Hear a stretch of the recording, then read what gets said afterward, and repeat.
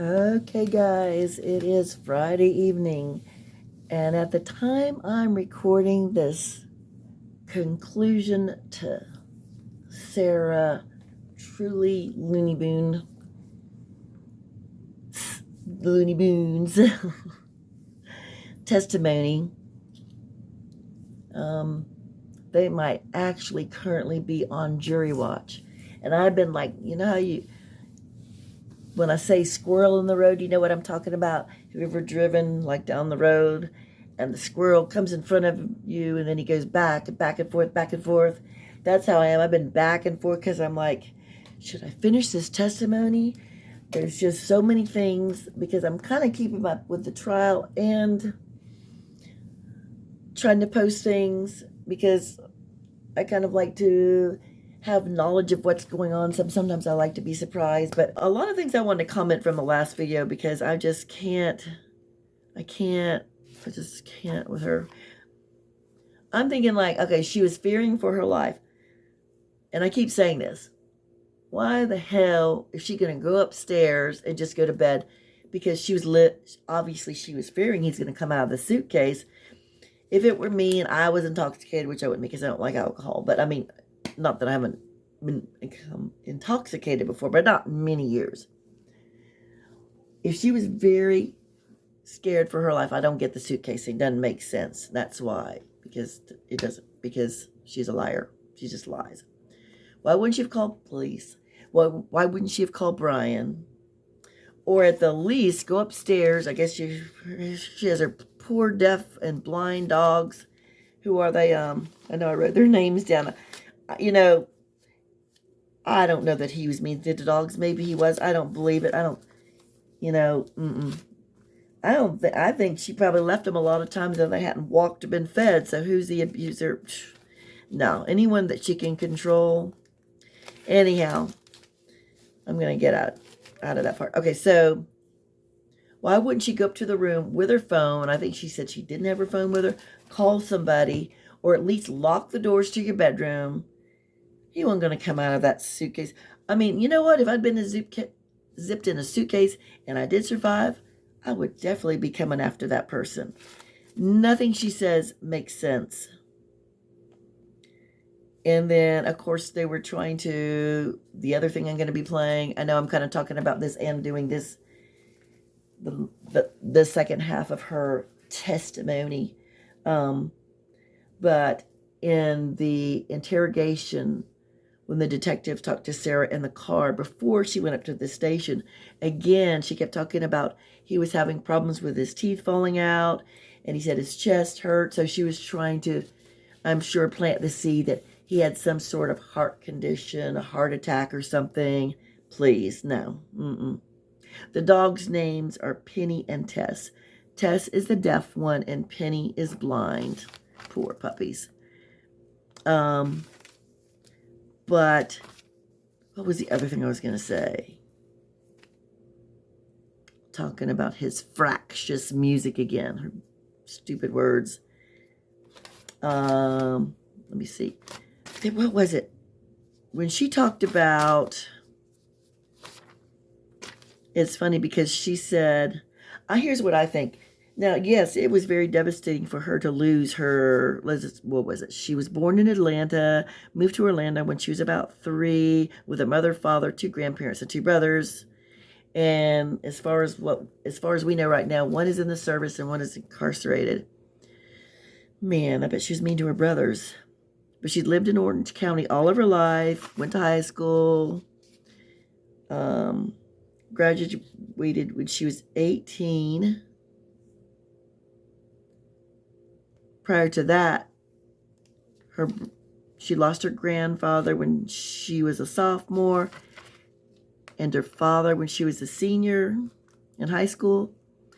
Her mother passed away just a few years after that, and her grandmother passed away after her mother passed away, and Sarah was like in her 20s. And then, of course, she met Brian, married him, all that. So she really never lived on her own. And poor Brian, her poor son. But anyhow, what was it I was going to say? there was two things she said something about.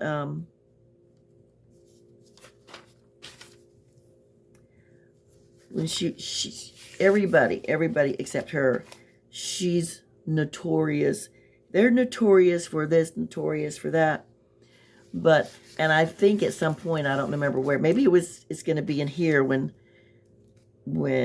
after the defense is finished with her, Mr. J it might be here that he has said, what are you notorious for? Because, let me find my notes. I'm sorry. Hang on here.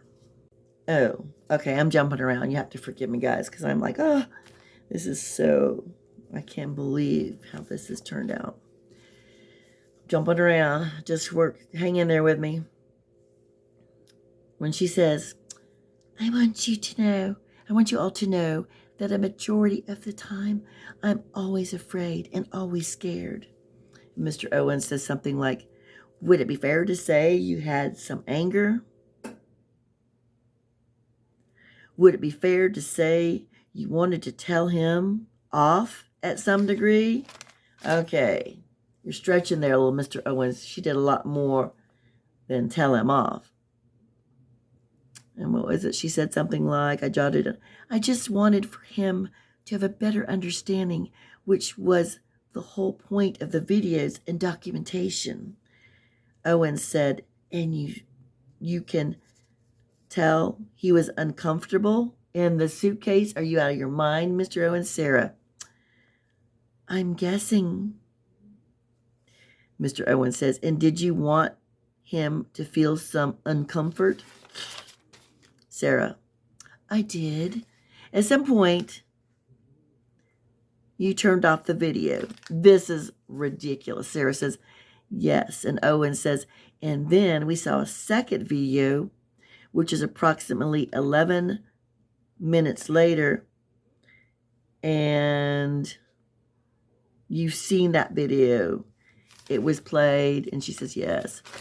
And Owen says, so between the 2-minute videos and 22-second video, between the 2-minute video when she's saying all those horrible things and the 22-second video, I think this suitcase is flipped back up with the zipper up, and you hear George say Sarah one more time.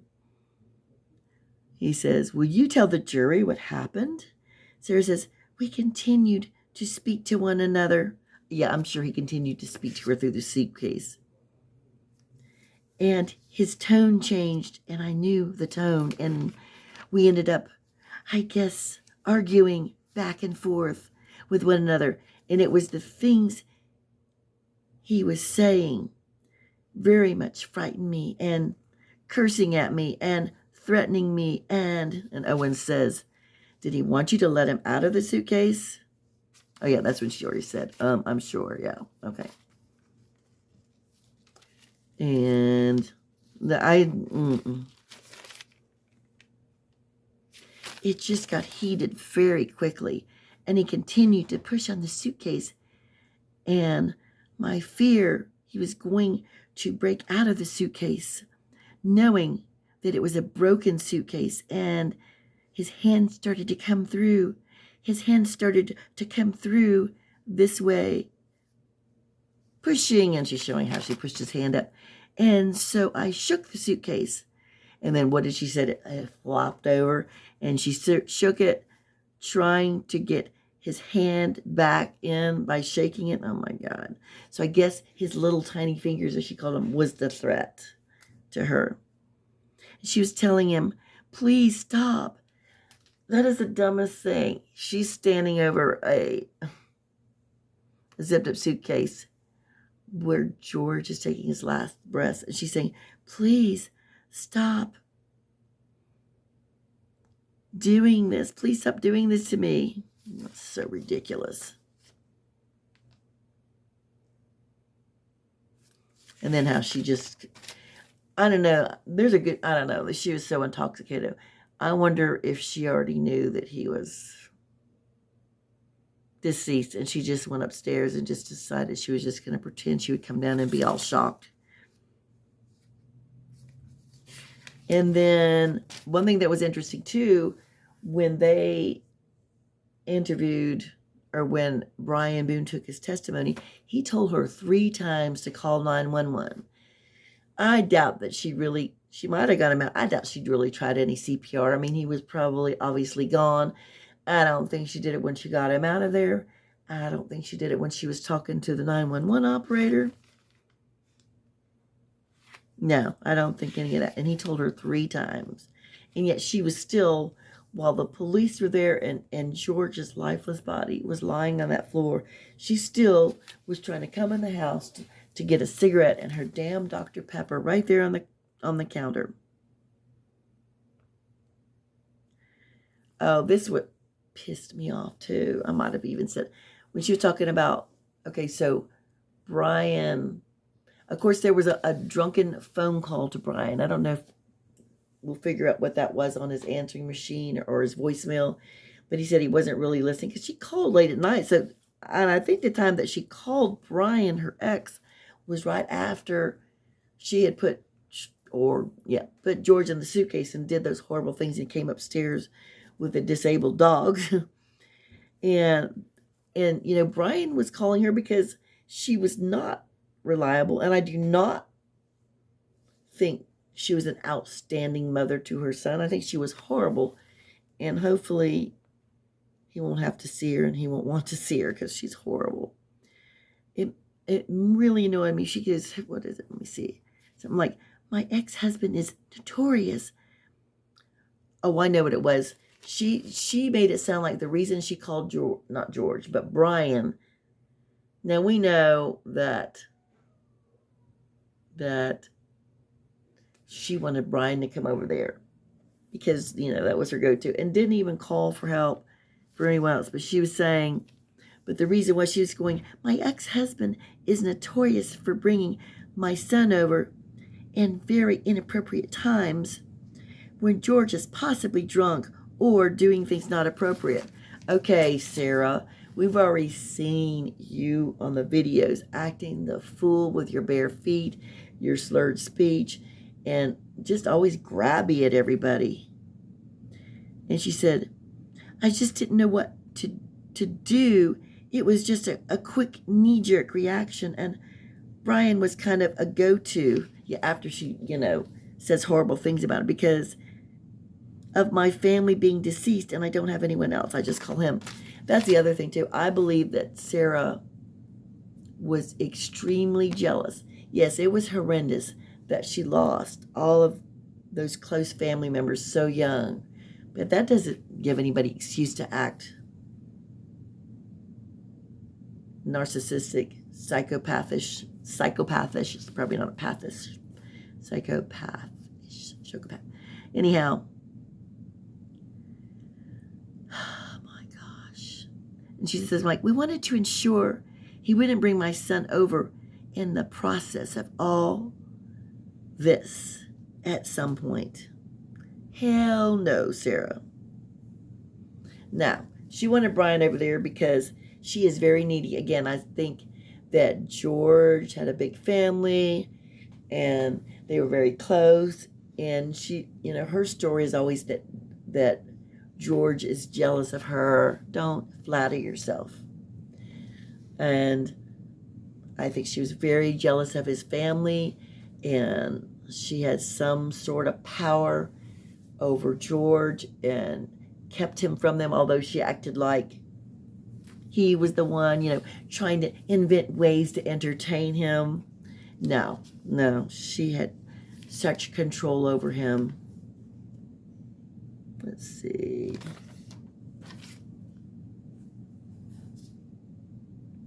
Oh my gosh, when she said this, George and I were 2 bodies with 1 soul. I would say to you, no, Sarah, you have no soul. No.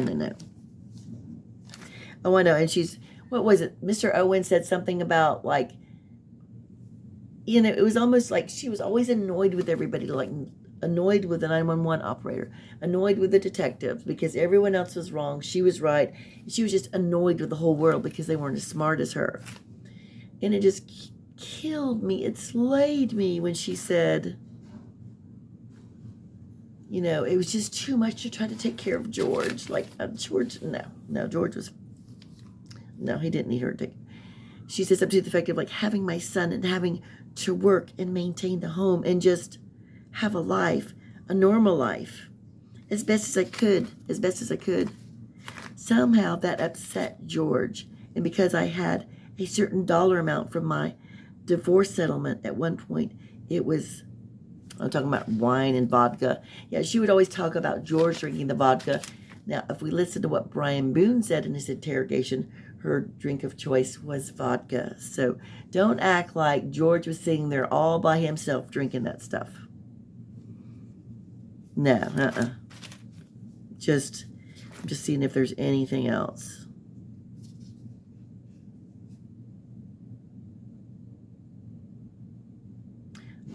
She said about George, he's notorious, there's her word again, for just automatically being outside from drinking all the time. Owens says, you have an alcohol problem. And George has an alcohol problem. She says, yes. But what was interesting, what I can appreciate about Owens is he wanted, and I think Sarah was very reluctant to do it because she doesn't want anything to make her look less favorable. I don't understand why she just does that on her own. Nobody has to do that. But, you know, Mr. Owens wanted to bring in the part about her drinking. And you know, she did kind of agree with it, but no. I know, I am just all over, but I wanted to share that part with you. And we're going to go ahead and watch this. I'm just going to tell you, I'll put it in the description, because these pictures are, she does have some serious wounds, and I'm not saying George didn't do it, but now, after all this other stuff coming out, I'm starting to question. I wouldn't be surprised if, like I said, she stabbed her own leg with a steak knife and all that kind of stuff. But let's go ahead and listen to see what she has to say. Oh my goodness. Okay, I'm pretty sure as we're where they left off, and I kind of accidentally skipped past, but Mr. Owens says, and you and George were together for 3.5 years. Well, here we go. Okay, we're going to try again. Yes. Is there times when he would get to a state of intoxication where he would get violent against you? Quite often. Judge, can I approach the witness? Yes.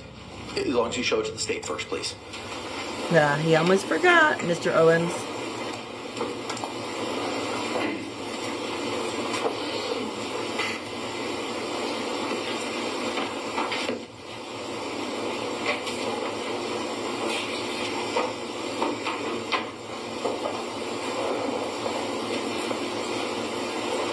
Let's show you defense exhibit for identification P. There's 2 photographs. Could you look at those photographs and see if you recognize those? I do. Are those 2 pictures of your body? Yes. Did they show injuries to your body? Yes. Were those injuries caused by George Torres? Yes. Are those photographs a fair and accurate depiction of the injuries you sustained at the hands of George Torres?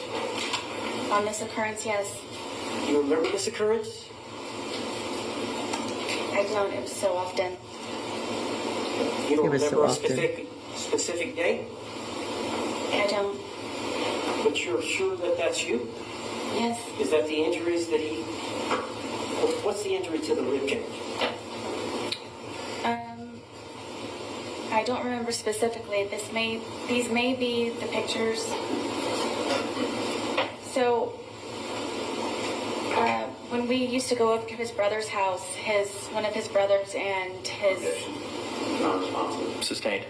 You don't have to answer the question. Just a minute. Do you know what happened to... Did George cause these injuries? Yes. All right. Were y'all both drinking at that time? I don't remember on this instance. Judge, That's a I'd like yes. to move this this exhibit in evidence. Okay. What was pre-marked as P will be received into evidence without objection is Defense Exhibit 2.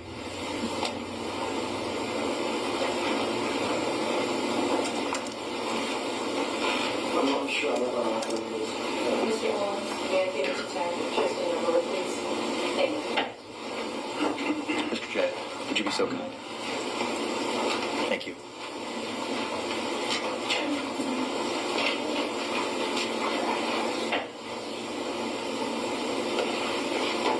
And I need to ask permission to publish it. Yes, sir. You may do so.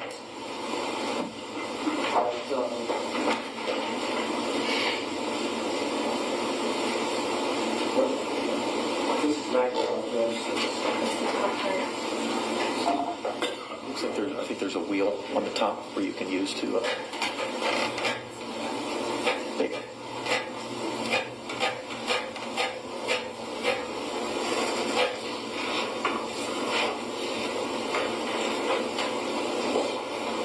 Ms. Boone, is that you?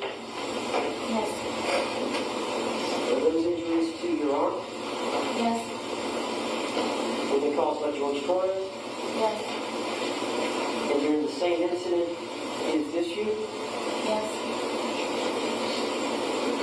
Is that an injury or bruise to your ribcage area Yes. and your arm? Yes.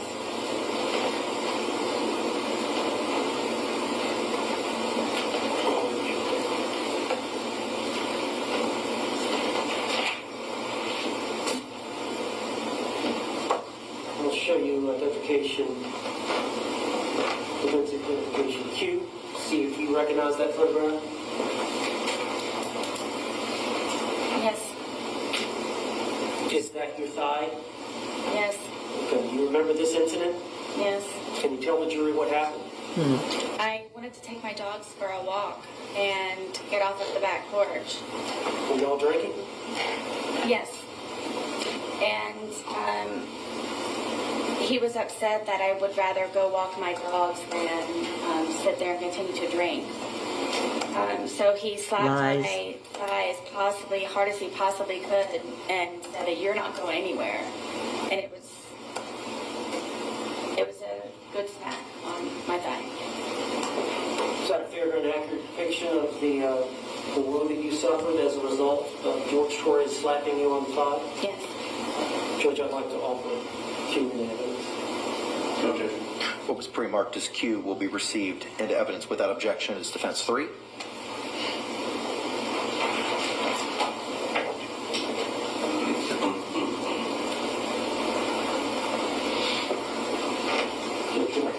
You may, sir. And for the jury's sake, is this the photograph you just mentioned? Yes. She could have slapped her own self.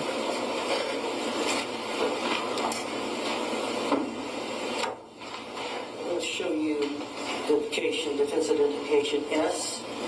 See if you recognize that photograph. I do. Is that your hand?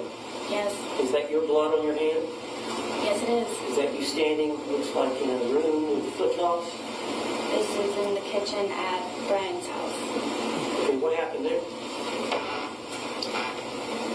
So George was very drunk, and I wanted to leave, and he's notorious for taking my car keys and putting them around his neck. Oh, wait a minute. There's another notorious. Okay. I'm keeping a Sarah Boone list of words. Notorious must be added to the list. Where's my pen? I love it.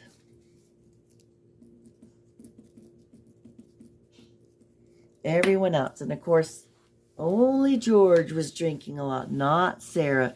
All you have to do is flip it around and say, okay, everything she's accusing everyone of is what Sarah herself is doing.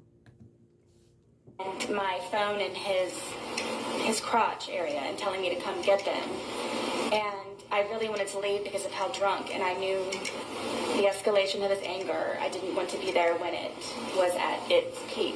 Please. So I tried to take my keys from around him because he kept taunting me to take my keys, come get your keys. And so I attempted to go and get my keys. And so he ended up getting a butcher knife. And I had an opportunity to call Brian to come and help me, to please come pick me up, to come get me. And of course, he brings my son with him. And so I'm in the parking lot asking Brian to please help me get my car keys away from him. And there's neighbors, and it's a scene at this point. Of course, Brian brings Lucas. Oh, sorry, I hated to say his name. Her son. Maybe she didn't mean it like that, but I'm thinking, of course he is, and to put Brian and their son through all this, she is so selfish. She doesn't give a thought, not a thought, to anyone else. Okay, here we go. And George comes to the doorway of my townhome wielding the butcher knife, saying that, do I curse?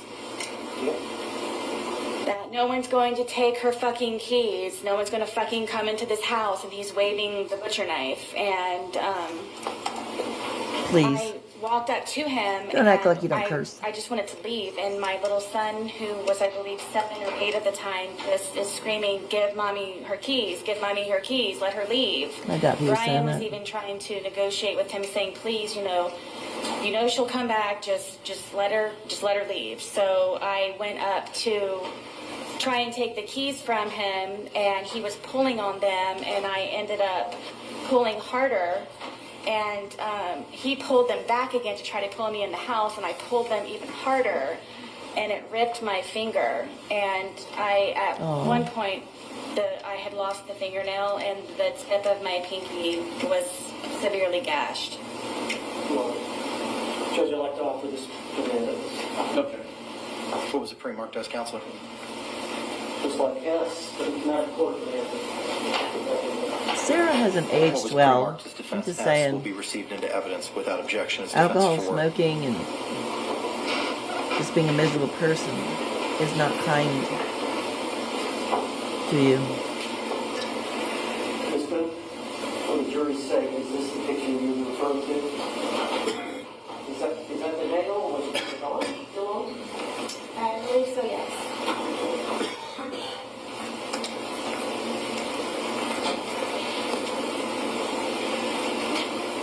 Now I'm showing you a composite identification L, 2 photographs.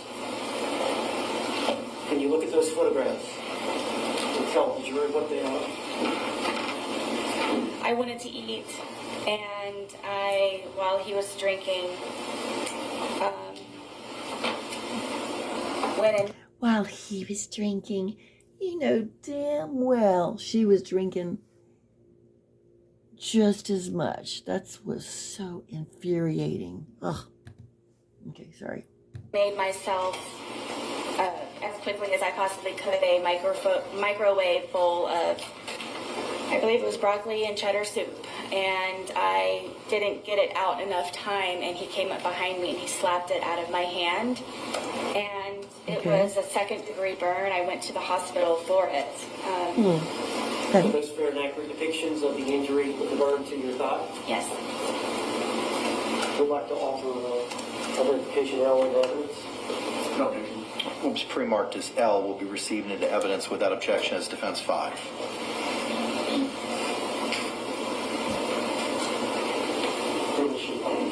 Yes, sir. You had to go to the hospital as a result of these injuries to your thigh? Yes. It was extremely painful. Is that a depiction of the burn? Yes.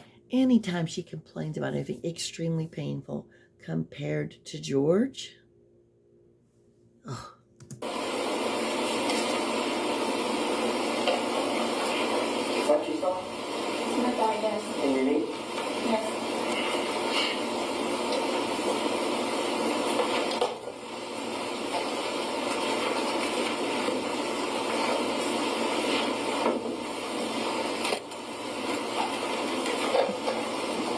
Showing you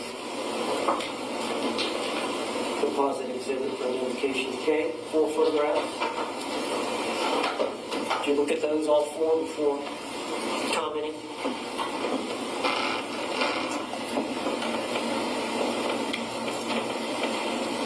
longer story, isn't it? Go ahead and tell me. Oh, I can't wait. So, George stabbed me in my leg. I almost bled to death. All right, well, let's go back and explain what led up to that. I thought it would be nice to cook a nice steak dinner. We don't have two nickels to rub together, so I thought it would be special to make a steak dinner and baked potato and go above the normal whatever's left over in the refrigerator. And so I spent a lot of time doing that, and George is drinking the entire time, and Love on that the it's back always porch, just You were George. drinking as well, were you not? I was drinking. See, that's what I'm saying. I like how Mr. Owens, because you got to make it more realistic. I mean, because that is what, we know that she was drinking. So I do appreciate Mr. Owens for doing that, even though she probably was reluctant about that. was on the back porch while I was in the house and I was cooking. And it was one of those where maybe if I start making dinner now, it will be over at a particular time and we can go to bed at a reasonable time. Sure. And I even put it in the bedroom and had a movie set up for us to watch. So it would just kind of be dinner in bed. And then he came upstairs and saw that I had made the steak dinner, and I don't know how to describe how drunk he was, but Please. it definitely was not George. And had him come lay on the bed, sit on the bed, and put the I got the dogs out, and I presented him with the steak dinner and sat down and was getting ready to start playing the movie, and he starts being very rude and cursing the steak and finding fault with it. And then I'm having to encourage him to eat. If you want me to cut it up for you, I will cut it up for you. Did you want some more sour cream for your potato? What can I do to make you happier? And then he started to pull on me and kept saying that, that I just want to fuck you on the steak and fuck you on the potatoes. And I took offense to that. Poor potatoes, and poor steak. I kept trying to encourage him to eat. Oh, please. I started to eat. Is this just him really drunk and saying nonsense? I don't know why he was so angry that day. I don't know if it's because I got steak. I don't know. Most of the time I don't know the reason why.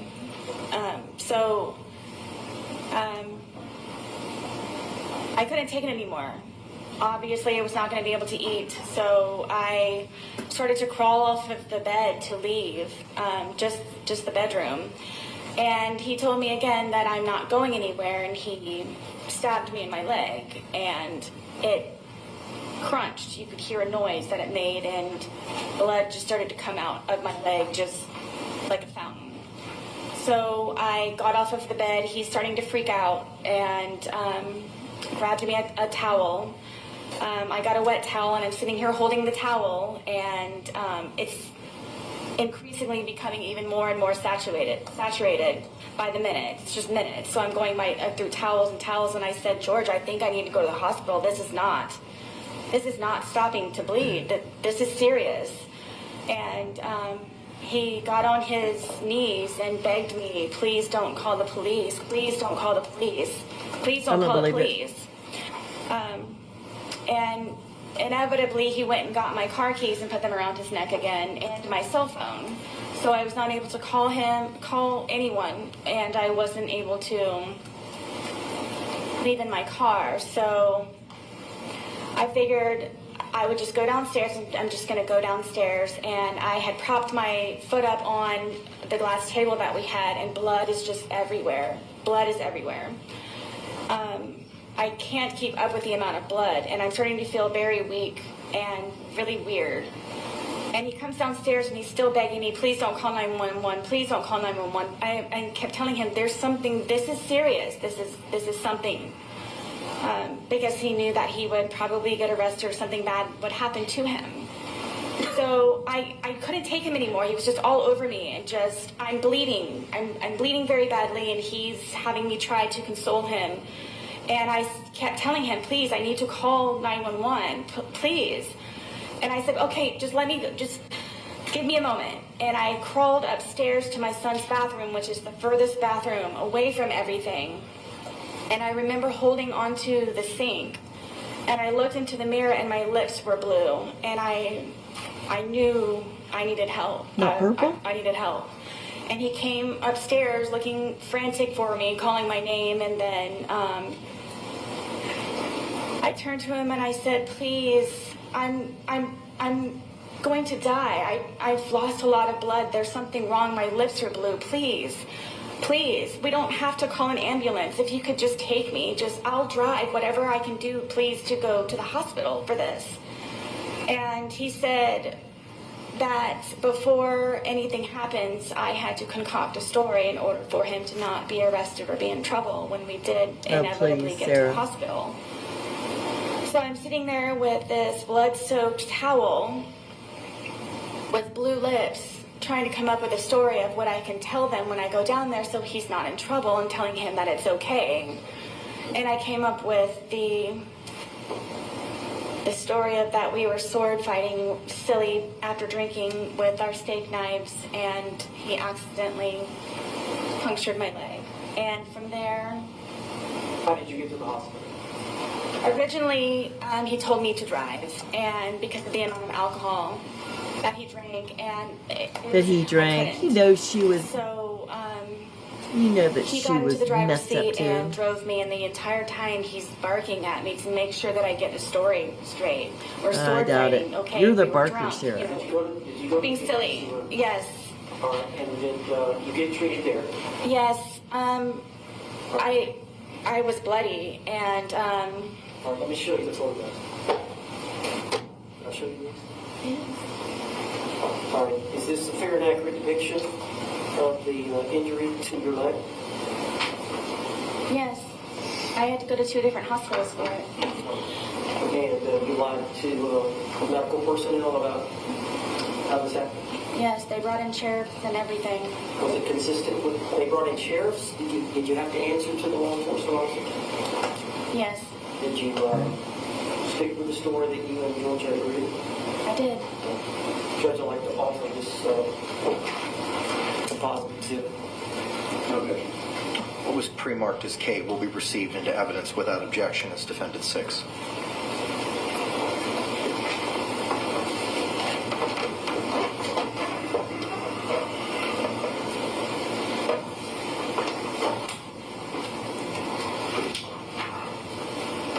You may publish, sir. Thanks.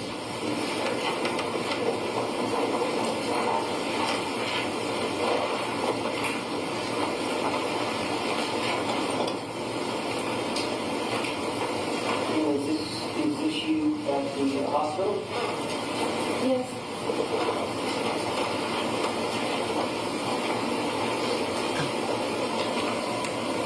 Oh my goodness. Is this the sample of your leg? Yeah, I mean these things don't look good, that's for sure. But Is this a close-up? yeah, that's kind of nasty too. But you know what? I just. Was that- Is it wrong for me to not have No, due to any the empathy injury, I had for her um, after what she did? other problems with the surgery. Okay. But you eventually recovered? Eventually, yes. Do you have a scar to that effect? I do. Judge, could you step down and show the video? Mr. J? You may. There's a lock, sir. Out. All right, I don't know about the rest of you, Miss Judge, because we've got this wall. They can probably see it from there. Is this the injury here? It's up here, is in the midget.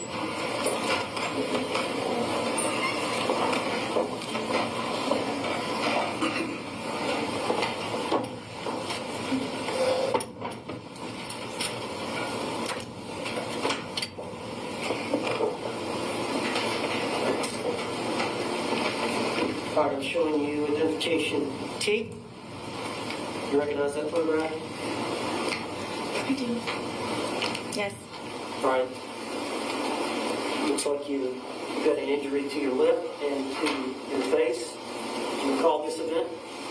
I was trying to sleep, and Have y'all been drinking? I'm sure. I know that he had been drinking. This was one of the instances where I would go upstairs to try to go to sleep. And But y'all drank together a lot, did you not? sometimes, yes. But there were times where he wanted to stay up and continue to drink and you wanted to go to bed. Many times, yes. You were done, he was not. Correct. Was that one of these times? Yes. So tell us what happened. I'm sleeping in the bed, sound asleep, and he comes into the room and grabs me by my hair a lot of the times, and from here he scratched me from trying to grab me, and then grabbed my hair and pulled me off of the bed, and then raked my face across the carpet. These are carpet burns. To your lips? Yes. What about to the, looks like the eyebrow area? That's from where he, from grabbing me, scratched me and got a hold of me by my hair. Why was he mad at you? Because I wasn't downstairs with him He wanted you to be drinking with him? all the time. All right, I'd like to introduce notification T and evidence. What was pre-marked as T will be received into evidence without objection as Defense Exhibit 7.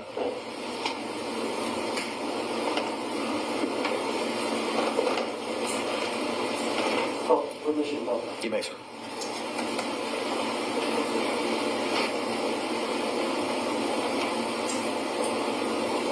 Do you see the injury between the eyes and the injury to the lip? Yes. As you described? Yes, and then the blood going down my eye, yes.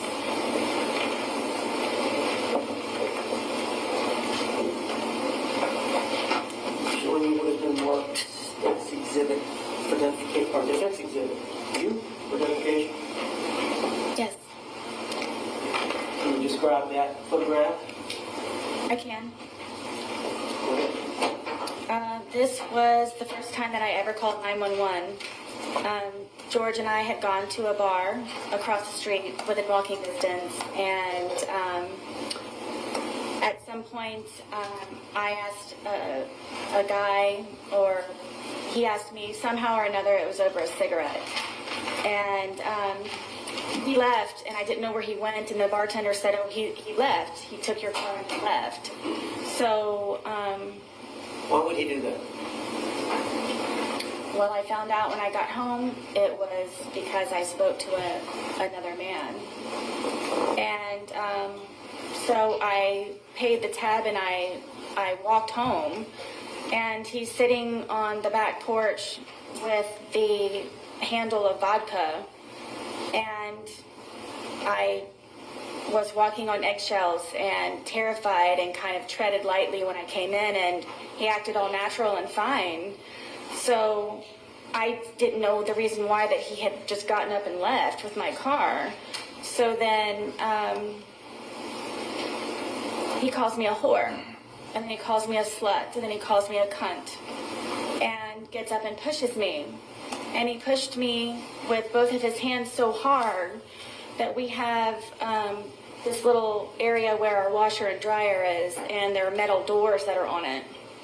And he pushed me into the metal door, and then I fell back, and he got his knees on top of me, on my arms here, so I was pinned down, and was starting to strangle me, and hit my head up against the metal closet over and over and over and over and over it again, and calling me a fucking whore, and you're such a slut, and fuck you, and everything, and my tongue was flopping out of my mouth, and I thought I was going to bite my tongue off, and because of the amount of noise I guess my head was making on the metal door, he slid me down and got back on me, and then started to strangle me again. And it was on. Please. We have I'm carpet not buying that's it. Are y'all? it's like concrete, and I was able to God. get my arms out from underneath and grab his throat and get him off of me. So I got him off of me and I pushed him off, and he came up and he goes, "You fucking bitch," and he stomped my face. Didn't have a And problem the next cussing thing right I there, know, did she? I woke up. I obviously Did you blacked get knocked out. down? I'm obviously, I guess, yes. And he was passed out on the floor, and I woke up frantic, looking for my phone, and I immediately called 911. Yeah, you called them a lot for a lot of things that were not Yes, they him did. threatening you. Is this a fair and accurate depiction of the injury you sustained as a result of him kicking you? Stomping, yes. Stomping. A stomp? Stomp. With his All I heel? saw was his heel. This is, we ask that this be identification of you being admitted together. What was pre-marked as you will be received without objection is defense 8.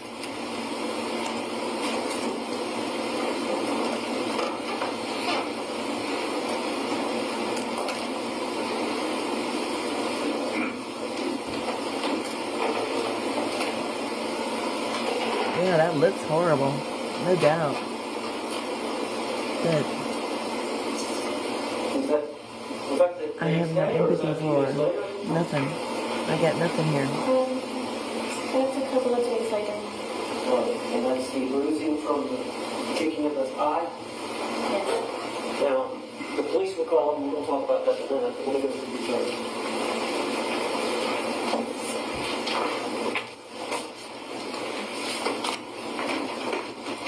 I'm showing you identification V, defense. Could you recognize that? You have to speak it. Yes. Can you Yes. identify See, that many that problems picture? speaking up to George, or probably many other people. Yes.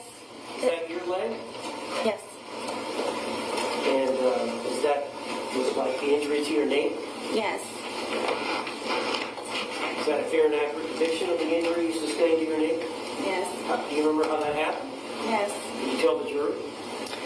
I was trying to get off of the back porch, and he grabbed me and pushed me, and it was a rock or a really sharp piece of mold from him grabbing me and pushing me onto the ground, and I guess I just happened to hit my knee just right on whatever it was. Were y'all drinking? Yes. Why did he push you? Because I wanted to get off of the back porch. And he wanted to stay out there? Yes. He wanted you to be with him? What's the deal with him wanting to be with you all the time? Insecurity, I guess. I don't know. No, that's no. She wanted everybody to be with her. And then some, yes. All right, I'd like to introduce an evidence identification data. Okay. What was pre-marked as V will be received into evidence without objection is defense 9. Now, was you treated for this, or did you self-treat? Show the jury now. No, that was just, I got the first aid kit that I had for my son, and I just cleaned it up. What? I said I got the first aid kit that I had for my son, and I just cleaned it up and put a Band-Aid on it.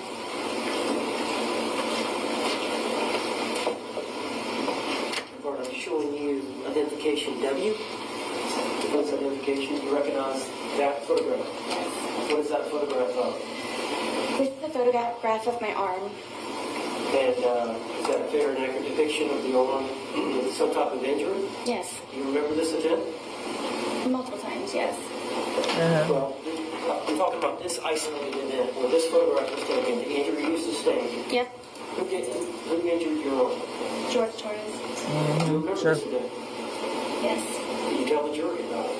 This was one of the instances where I would try to pull away from him, and I don't know how my arm started to do this, but from him pulling from this way, how hard he would pull, with me trying to struggle to get away from him, it would leave these bloody under the skin splotches.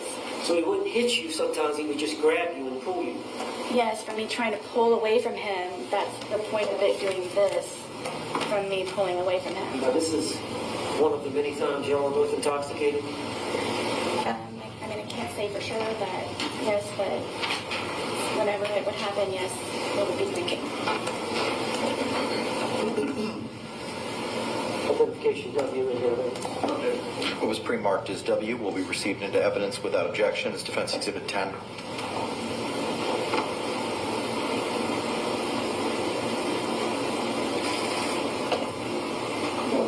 You may, sir. It doesn't look like a wound or anything. Objection to commentary. Sustained. Tell me, you said it's just from the grip, him losing his grip? Yes, it would be from me pulling away from him, and whatever under the skin it was that it was disturbed from the amount of pressure of him holding and then pulling from me would create those on my arms. Okay.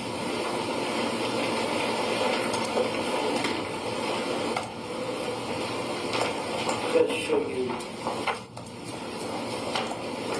Defense Exhibit X for identification. Yes. And what is that picture of?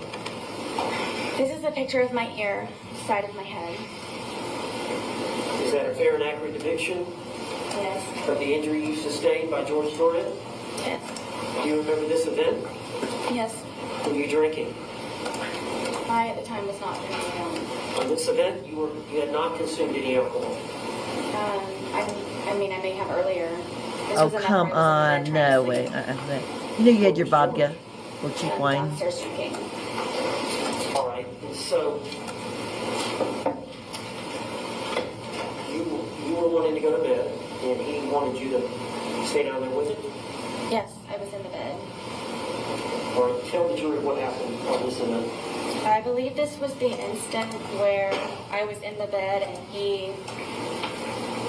I used to barricade the door with our dresser. Why didn't you just lock it? All of the locks were broken in my house. Or They were from Jorge taking them in, including my son's. At one point I could seek refuge in my son's room, but he broke that one as well. well, tell me, explain how that happens. Tell the jury. We can't read your mind. George wants me, which he has told me numerous times, that I am to be with him at all times and doesn't like to be apart from me or away from me. So whenever it was even just to go to the bathroom sometimes, he would go with me. And you have to understand, I have a 2-story, 900 square foot townhome, so there's not many places to go, so it just happened to be that it would be upstairs or downstairs, or I'd be in a particular room or not. So inevitably, Did you want some time away? yes, I did. Even if it were just him upstairs or me downstairs or vice versa. So I rarely got to sleep. This was one of the instances because I had barricaded the door with our, 200-pound dresser that we had. And then I had my nightstand barricaded up against the bed, to where it was even more difficult from the prior times of him breaking in. And he would, I don't know how he would ever do it, but he would get himself in through the crack of the door that he would be able to wedge the dresser in the nightstand. And he pulled me out of the bed and told me I was going to die. And I believe it's this incident, and punched me, and Punched you in the side of the head? yes, in Was my it- temple and everything. Was Oh, it an open everything, fist or okay. a closed fist, or do you know? It was fully closed. Interesting what details you remember and what ones you don't.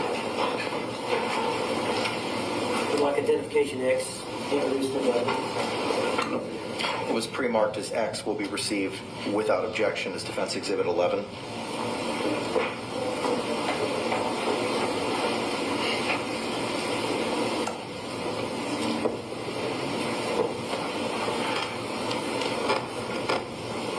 I'm showing you this exhibit. That's you. Yes. Did you get any treatment for that? Medical treatment? I know the police came, but I don't remember. I I remember it hurt for a good solid 2 weeks after that. Was this one of the incidents where the police were called? Yes.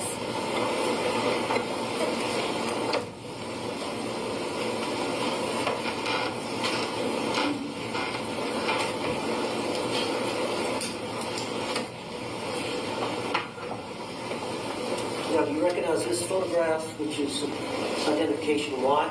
Yes. Was that the date of the incident? The date of this event? No, it happened prior. I mean, but this picture that was taken of the... This picture was taken, would have been taken February 24th of 2020. Yes. And do you recognize that as your close-up facial? Yes. Is that a fair and accurate depiction of how your face looked on February 23rd of 2020? Yes. What's the significance of this picture? Again, because I was sleeping, George was upset with me and came in with a metal curtain rod and bent it and snapped it in half and then crunched me in the forehead with it. And then started to beat the furniture that was in the bedroom. This is probably a good month before or after it had happened, before I really do believe that I should have gotten stitches, but I was not allowed to go to the hospital. Oh, please. Like identification Y. She acts like she was the hostage there. It was George. George was the It was hostage. pre-marked as Y, will be received into evidence without objection as defense 12. Is that the same curtain rod that you mentioned in the 2-hour interrogation video? Which they didn't take, yes.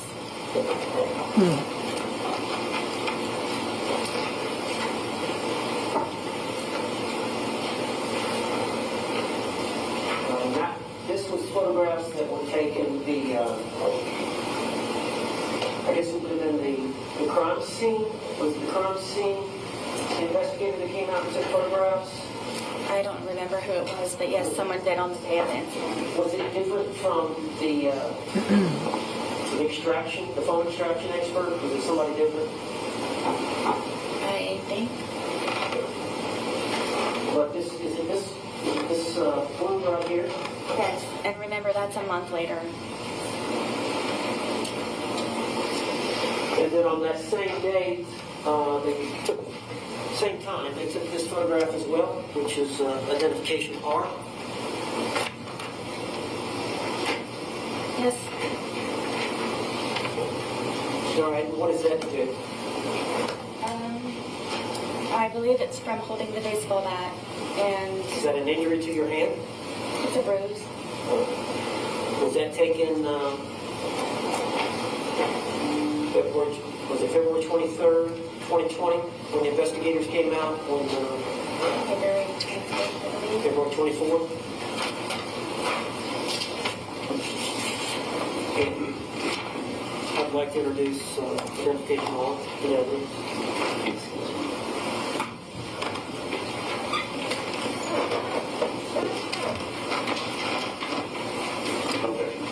What was pre-marked as defense R will be received into evidence without objection as defense 13.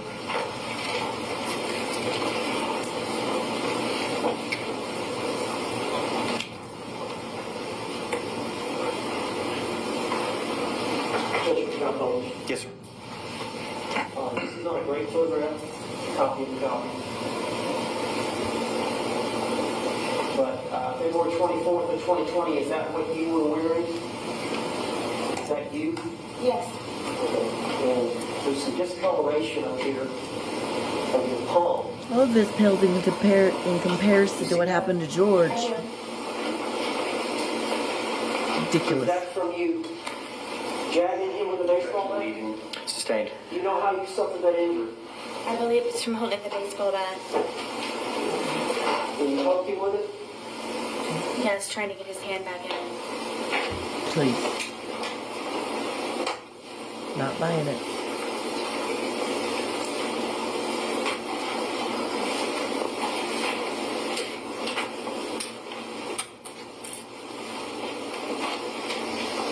I'm showing you defense identification N.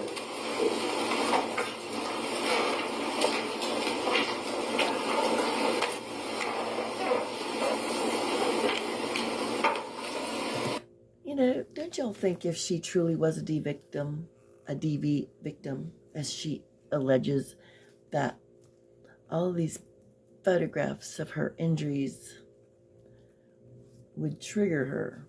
And like even talking about it, and even the whole thing with George, none of it really seemed traumatic.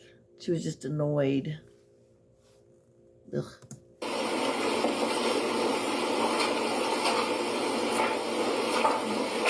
There's like 5 photographs. Can you look at those? See if you recognize them.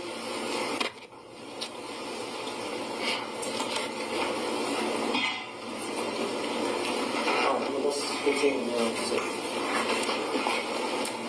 Yes. And are those fair and accurate depictions? Yes. As a composite of the events that occurred in relation to George Torres and your TV? Yes.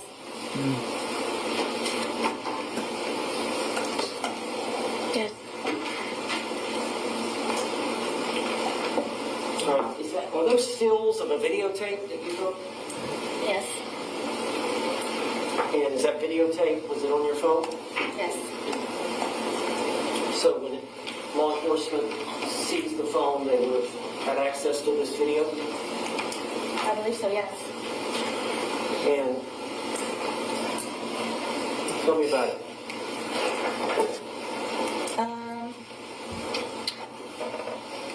Lucas liked to watch cartoons and play video games on the big screen, this is the big screen, and I would have to call Brian to come over sometimes to help me figure out the Fire Stick and whatever platform or whatever it was that Lucas was trying to view his shows and video games on. And I don't remember how George found out that Brian had come over. I believe because it was actually fixed, and he knew that I didn't know how to do it. Found out that Brian had come over to fix it, and Was he jealous of Brian? I don't know if he was jealous of Brian. I think that he had a fear that I somehow would go back to Brian. So I think by Brian helping me with things for Lucas, he just didn't want him to be interacting with me at all. So Lucas wasn't over here this day, was he? No. Brian wasn't over here this day. He may have been. I can't remember when he actually fixed the television for Lucas. But y'all were drinking this day. I know he was for a fact, yes. Chances are you were. Probably so, yes. Okay. I would agree. So how did it end up badly? He accused me of sucking Brian's dick and told me that he was going to break my face with the bat, and that he was going to make me unrecognizable to my son with the bat. And then told me that he's going to destroy my fucking television, and then I was going to remove it from the apartment. And if I didn't, I was going to be, again, unrecognizable to my son. So did he grab the bat? Absolutely. He already had that in his hand, and he told me that I had to videotape it. Did you videotape it voluntarily? All right, but there is a video, but I'm going to go ahead and ask Judge if I can introduce this identification of these 5 photographs into evidence. Objection. Was it O or N? I have only in a composite of 5 photos, and I have a single photo. We're moving in O. Okay. All right. What's pre-marked as O will be received into evidence without objection as defense 14.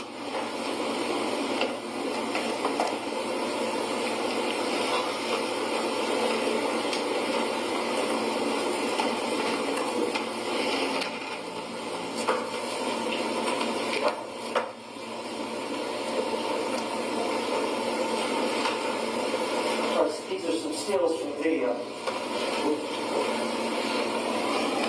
This was George that particular day holding the bat. He was telling me that I'm going to take the television out once he destroys it. He wanted you to take the television out? That or I was going to help him, and either way I was taking a part of removing it.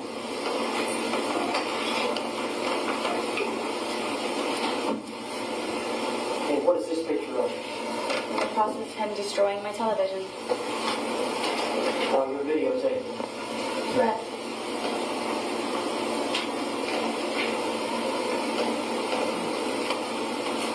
Is that the result?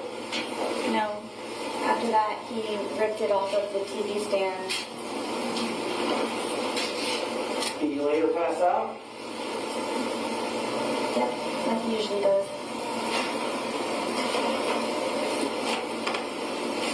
Was he drinking it? I don't know. Vodka or something, I'm sure.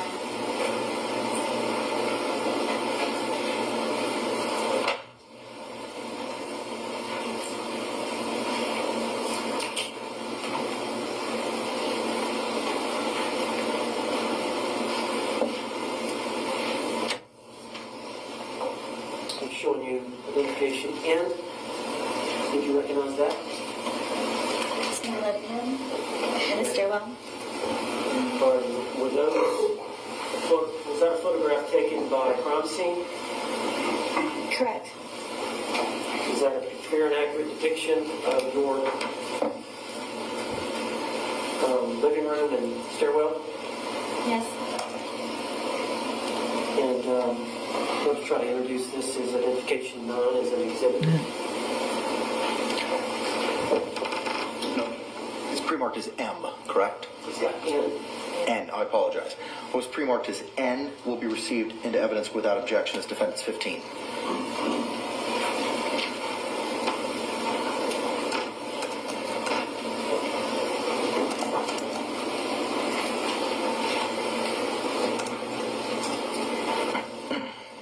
Can you tell us a little bit about this room? This is my living room.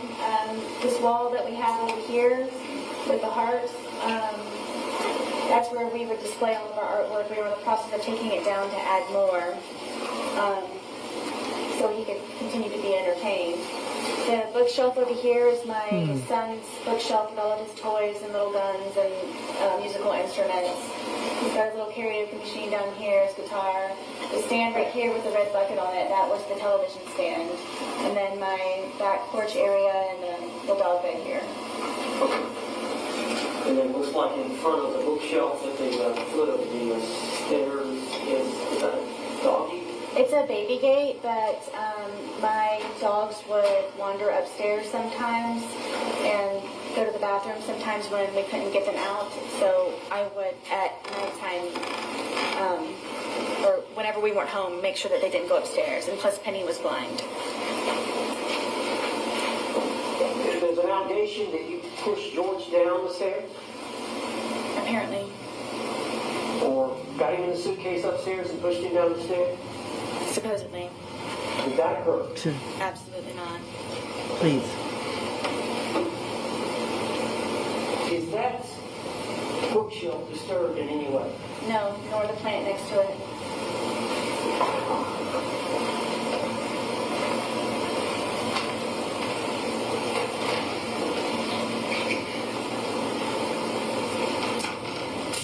I'm showing you composite, 2 photographs, identification M. Did you look at those 2 and see if you recognize them? Yes, this is me sitting on the back porch with my dogs. And as you can see that we are both drinking. All right, who's taking the picture? I'm guessing George is, or maybe it's one that Lucas, Lucas wasn't on here, so it had to be George. How can you tell y'all are drinking? Because there's a cup here and then he has a beer. All right. And there's 2 dogs. There's one sitting next to you. Who's that? That's Penny. She's the blind dog. I used to have to pick her up to put her somewhere so she would stay there because she wasn't familiar with the area, especially since we moved from my marital home to the townhome. So most of the time Penny would be close or next to me. Who's next to the film? This is little guard dog Tess. She was the deaf dog. And this is the fence here. Well, I'll show them. Okay. But this is Tess, and then this is deaf, blind. Penny and Tess. All right, and the second one. This is Tess on the back porch, Excuse me. taking a nap. She was never far from me. All right, when George was sober, how did he treat the dogs? Nice.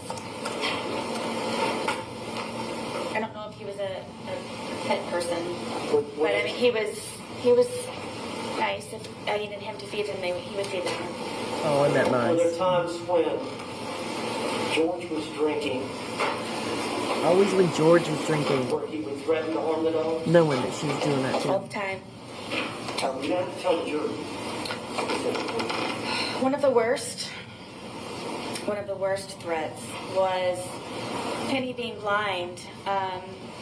He would actually leave the gate open in the back. He wouldn't threaten me to do it. He would actually do it on nights that I had to go up to sleep or I fled the night before or something. Fled. And would tell me that he hoped that I would come back and find her bloated body dead in the pond across the way from our townhome. And Tess was notorious if I wasn't there to go look for me, and would say that he would hope that I would have to scrape up her dead body from the street that was out in front of our apartment complex. Why was George upset with you? Why would he threaten to harm the dog? Anything that he could get to try to have some type of hold over me. Control. And he knew I No. loved my dogs very much, No. especially that they were handicapped. I'm sorry. Especially since they were handicapped. Penny would hear his voice and instantly go underneath the dining room table that we had. I bet you anything that Penny heard Sarah's voice and went under did she say the dining table? Oh my God, I can't stand to hear lies, but oh God. Tess was always fractious and very. Oh no. Very quick. There was fractious again. Oh, you're overusing these words that you're so fond of, Sarah. Fractious, my ass. His movements, but she was never far away. They never showed their teeth. They never growled. Tess would occasionally bark, but it was very rare. And he used to kick them and just. For what reason would he kick them? Penny would try to find me because she's blind. Speculating on the mind of the dog. Sustained. I'd like to move identification in the evidence. Any objection? Was pre-marked as M will be received into evidence without objection as defense 16.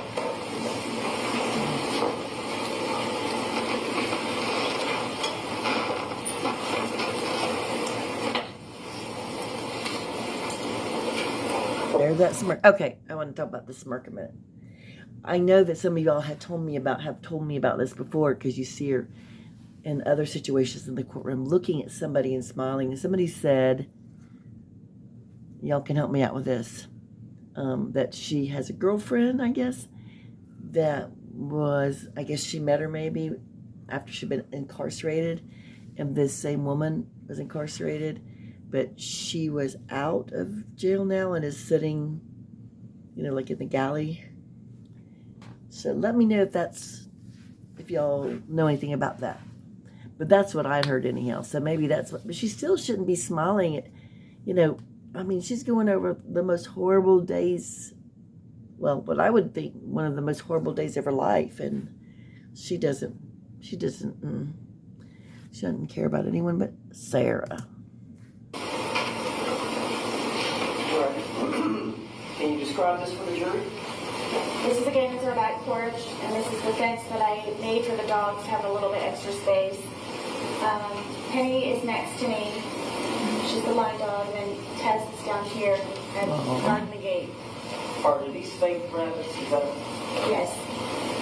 I used to call my son when he was a baby. He was my bunny rabbit. Overruled. Oh, she gets to talk about the bunnies. He was my bunny rabbit, so I used to collect bunny rabbits, and so I have rabbits here and there throughout my house and in my little garden area. Or this is the alcohol y'all are consuming? Yes. And this is a close-up of which one? This is Tess. She's the deaf dog. How old were these dogs at that time, 2020? Gosh, maybe cute dog, though. I'm sorry, dog, you had to live under those circumstances with Sarah. Yes.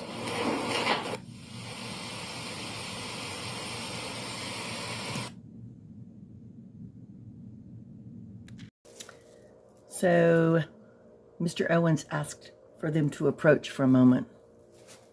Well, guess what? Sarah got a win. She didn't, I think Mr. J objected to her wanting to talk about her bunnies and her son being her bunny rabbit, which did kind of make me, I kind of had that urge to hurl, but I don't know. I guess it makes her seem more likable and human, but I don't know. It's just hard for her to think about her going, my bunny, my little bunny rabbit, when she goes, for what you did to me. Oh my gosh. Okay. I don't know. I do, like I said, I know I keep saying that, but that Mr. Owens keeps trying to want her to own the fact that yes, she was drinking too, because he's right, she was. And she keeps wanting to say, well, I can't, sometimes on some occasions she'll say, well, I can't remember. I know he was. It's always he was, but really. Okay. All right, let's see what else goes on.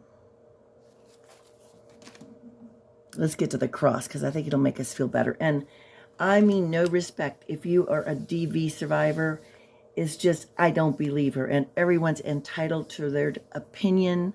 And if, as long as we're friendly and you want to, respectfully disagree, that's fine. I just, I'm a DV survivor from long, long ago, and thankfully didn't last long because for whatever reason, I was really young, but I had the wherewithal to just say, no thanks. But I know everyone can't do that, and everyone's situation is different. So, I'm just saying, no, I don't buy it. I'm going to see if she has smiles with anybody. Okay, right there, the way she pulls her lips back, that reminds me, I'm going to post some things in my description. Dr. G explains. I love Dr. G because he's done 2 on her during her testimony. I think there was one during her testimony and also a video on her when she was talking to the first responders that arrived there. And one thing he was saying is when somebody pulls their lips back like she did, it might be that they're trying to refrain from saying something, which I'm sure, because let's face it. And I think if she had had a narrative and Mr. Owens not there to stop her all of the time, to reel her back in, that she would have said a lot more, but she said enough already. And one other thing, as you see, look at that little smile, yep. She just doesn't seem like a DV victim. And I know you can't say, but usually they're just going to be more quiet. All right, members of the jury, it's 4:03. Okay, where are they going? By show of hands, would you like to take an afternoon break at this point in time? Okay, court sees no hands. We may have to work also a little bit past 5 o'clock, maybe going between 5:45 and 6 this evening. I know juror 3rd from the right, you may have to make a phone call as to that. Does anyone have any concerns about working a little bit later today till 6 o'clock? If you have those concerns, please raise your hand at this time. All right, court sees no hands. Ma'am, are you in a position to step out to see if you can get assistance with childcare, or is that not an option for today? I'm actually all set for today. She's already taken them off. You are? Okay. All right. Excellent. Very good. Thank you very much. I appreciate you all.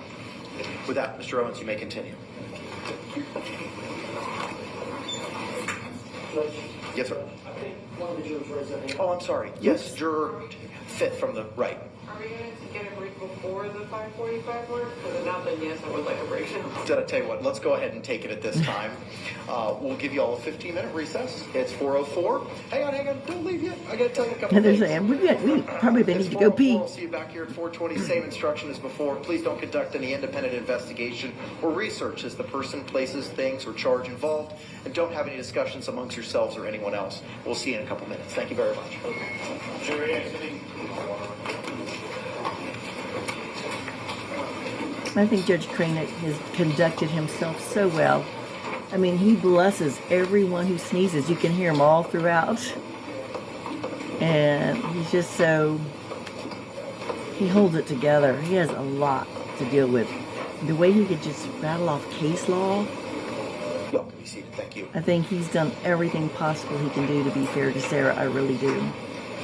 And to both sides.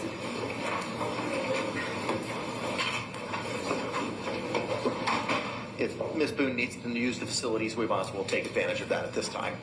All right, court will be in recess till 4:20. Thank you.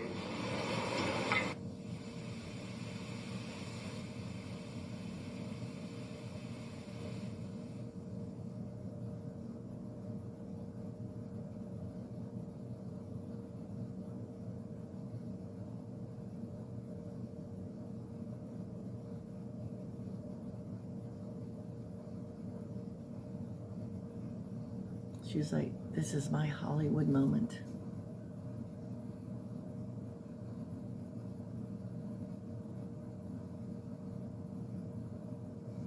Oh, look, there's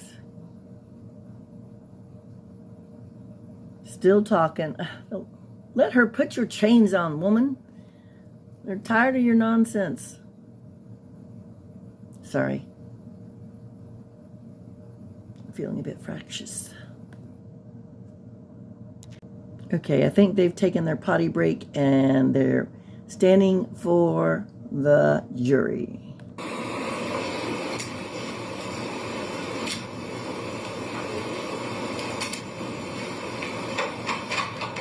Jury entering.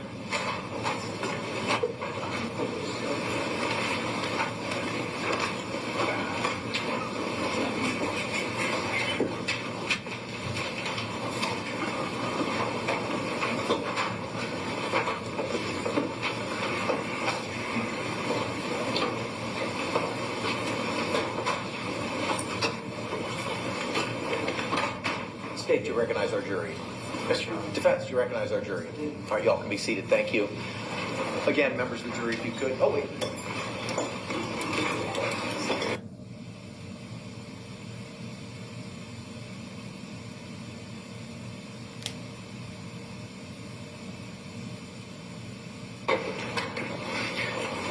Can the parties approach for a moment? Uh-oh. Now what?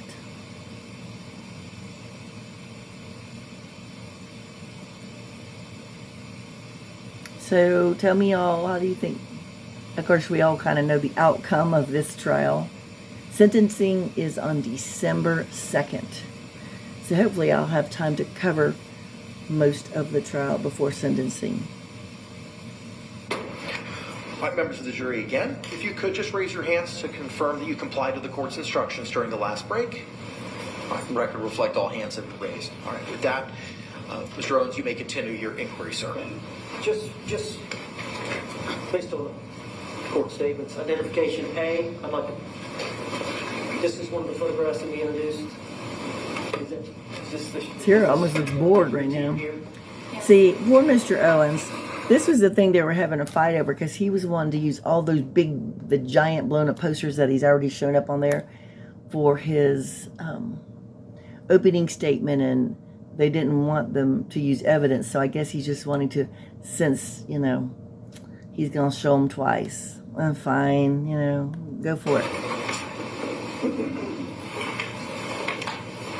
And then this is your living room. This is identification C, the blow up.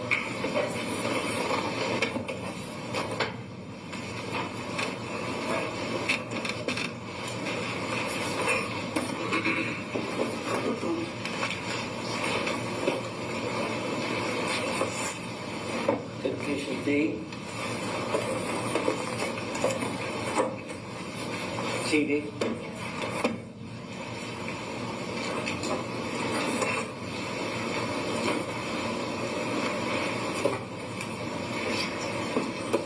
Identification E.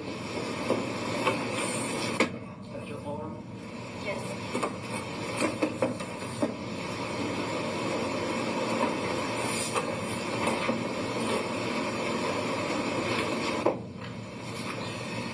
Identification F.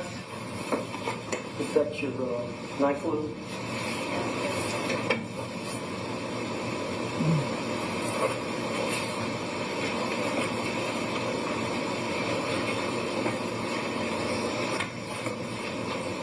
Identification G. Is this the curtain rod? Yes. Okay. Did I hear them right? Did I hear him say, because the curtain rod incident was from like a month prior to the, we can now say, crime.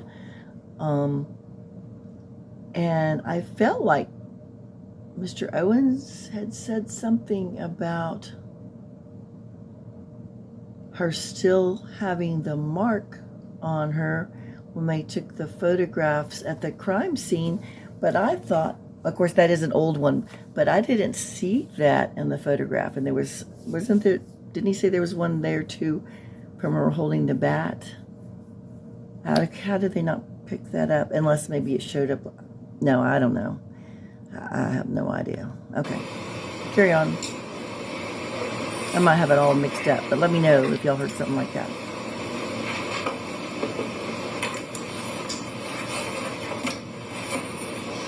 Identification H. This is the eye. That one? Okay, I'm sorry, there I go again. I think this one was from when she alleged that it was the first time she called 911, because I went back and checked the court docket. It was at July 25th, 2018. And this was the one where actually they both, he talked, of course, they talked to her first. He said, I guess she said she stomped on his eye, or he stomped on her eye. But then this was the same time when she also, actually, I think she was the one who really got called out, because this was the one that she attempted to strangle him, as he alleged. So, and they did see marks on his neck. The same night that supposedly she asked the guy for a cigarette. He drove home without her, and then they had an argument. And she said he went up there and yanked her, stomped on her eye. Now he says he was going up the stairs. I'll bring that up at another time. Bring up the court docket, or the complaint, which was he was trying to go up the stairs to avoid her, and she was after him. And I think while she was trying to strangle him, he used the heel of his shoe. He said he thinks he did his heel of his shoe to push her off of him. So that might be why she got that. Now, I'm not trying to take sides. I'm just trying to listen to what the evidence is showing, and I will find that and maybe share it at the end or on another video. But I don't know. Yeah.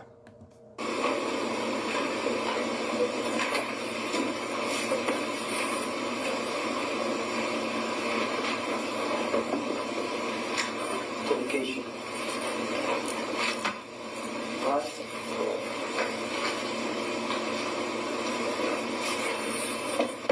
Did you face shot? Yes. Anything good? The eye drop.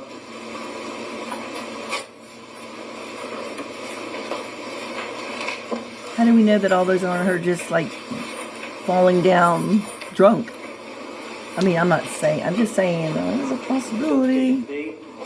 Not all, but maybe some, or one. The dog. Yes, and the bunnies. Her little bunny.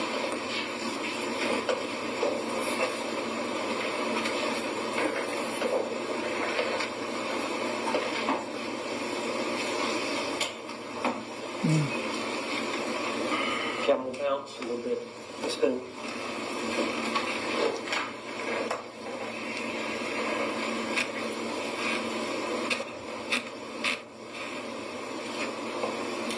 Let me go back to the night. Earlier in the evening. evening when I think y'all may have been out on the back patio, and you had suggested to George to call the children, but then did he call his brother, or his brother called? This is on George, the do night you remember? of the crime. George called his brother. Okay. And you made a statement about telling something. Explain that to the jury. I told him to tell his brother about you choking me the other day. This is a separate choking incident. We had been drinking, and I wanted George to tell him, but he didn't tell him, so I said it in the background, so he would be aware. What did you tell him? Tell him why you choked me, or that you choked me. Okay. Now,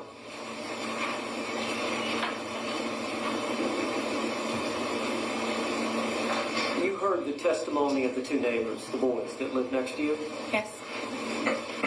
and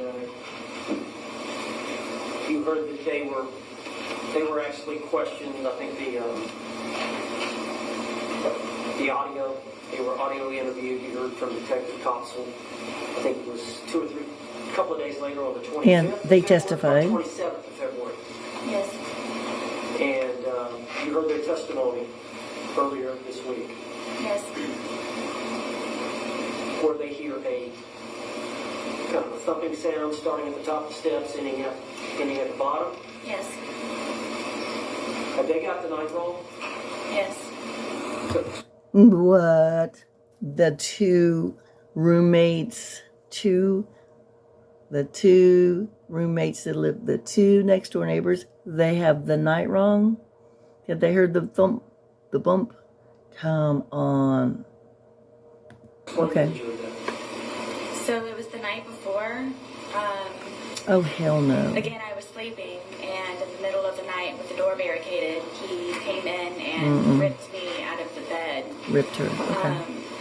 And first got me with one hand, and then got both hands and pulled me completely off of the bed, and then, like a caveman, had my hair like She this wishes. and was going down the stairwell, taking me with him to come downstairs so I could sit and drink with him. Do you believe that's the noise that the two neighbor boys heard, I absolutely do.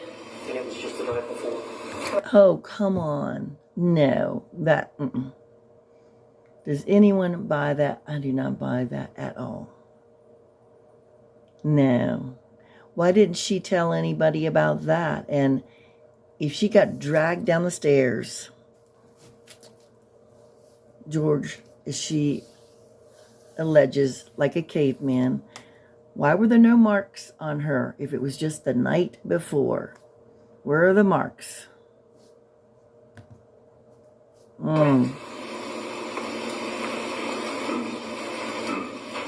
I can't with her.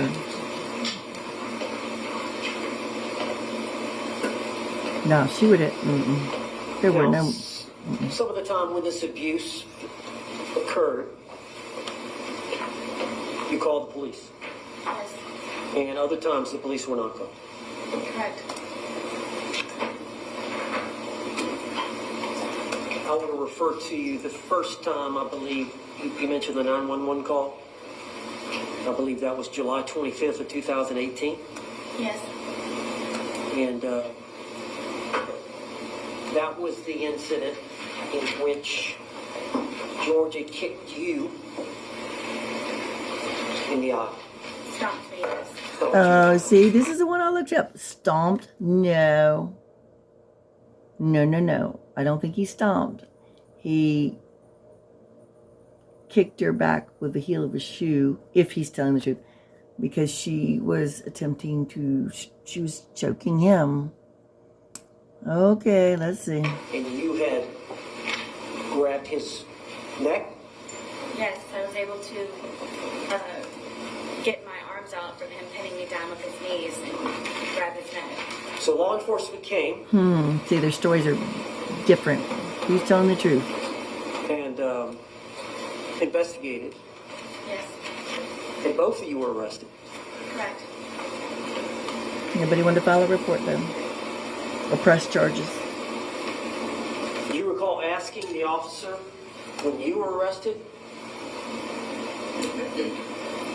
why am I being arrested? Many times, yes. Do you recall asking the officer, why am I being arrested? Yes. And do you recall making any other statements to law enforcement as to why you did what you did to George? That was the first time ever that I actually officially fought back. Did you tell Nah, I'm not buying it. the officer that you were fighting back? Yes, because I was complete shocked that I was getting arrested because of it.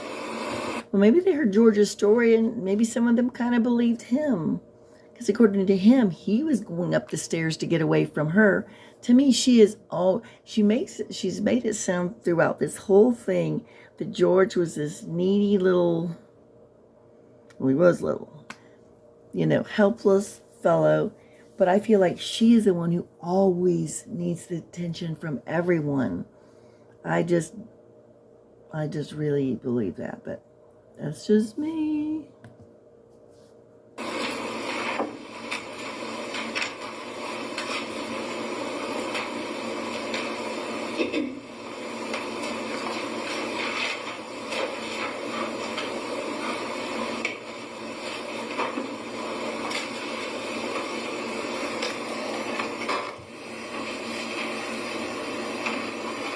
Now, on the 2-minute video, the suitcase video, you mentioned to him, I think you said something, I can't breathe. He said, I can't breathe, and you said, that's how I feel when you're choking me. Were you referring to an isolated incident of the night before, 2 nights before, Oh, or whatever? Mr. Or what Owens. were you referring to in general? Let's just block the whole screen. We can't even see Sarah's reaction or the. Oh my Lord! Is anybody gonna say 2 or 3. been drinking muddy water? Okay.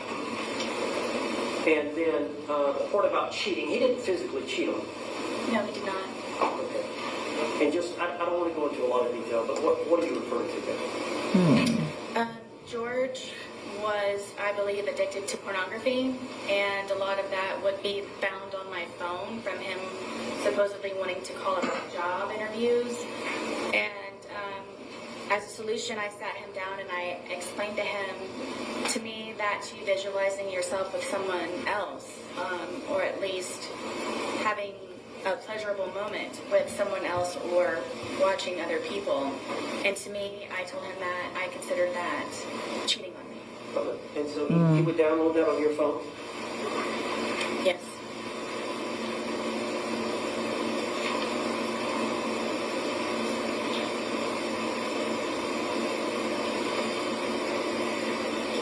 Why did you stay with him?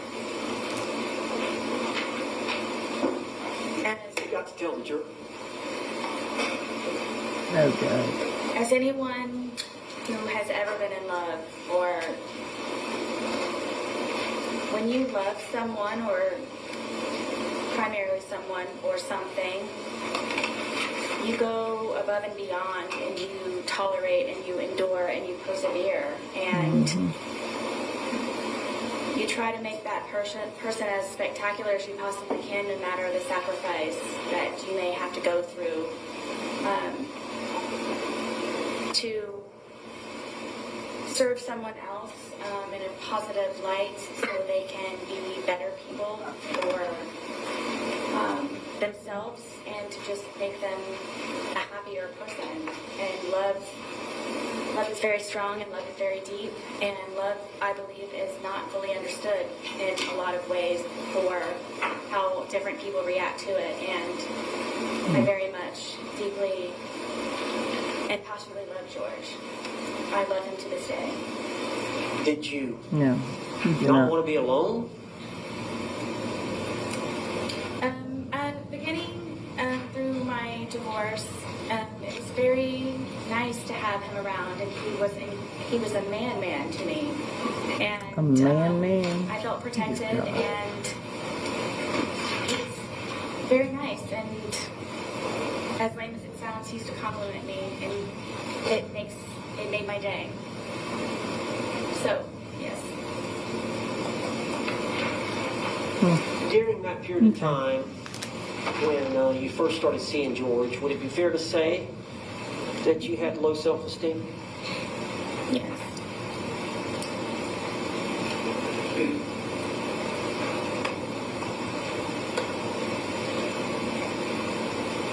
Now, we talked about this previous arrest where you told the officer you were fighting back and you got arrested.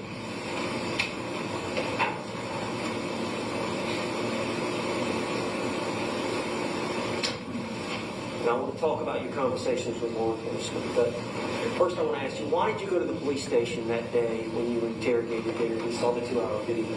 Tell the jury. I don't have to. I mean, she doesn't have to because I do. Let's face it. She wanted to get her phone, and she had her multiple pages of lists, and she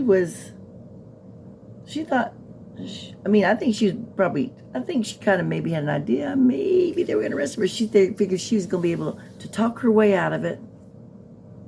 I'm sorry. I guess I should let her answer. That's when the attorneys would be saying, objection, this strange person is speaking for Sarah. Okay, I'll let Sarah speak now. Sorry, guys.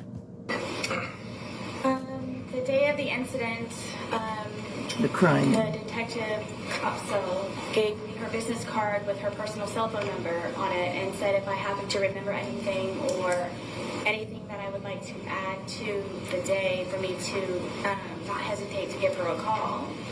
So throughout the rest of the evening, something was off. I didn't feel comfortable with what she told me and how she told it to me. How long were you at the scene? Gosh, all day. From the They already moment discussed they were that. there to the There was moment a that the police coroner's investigation van, of a crime drove off. or an When it ended, did you stay in your home?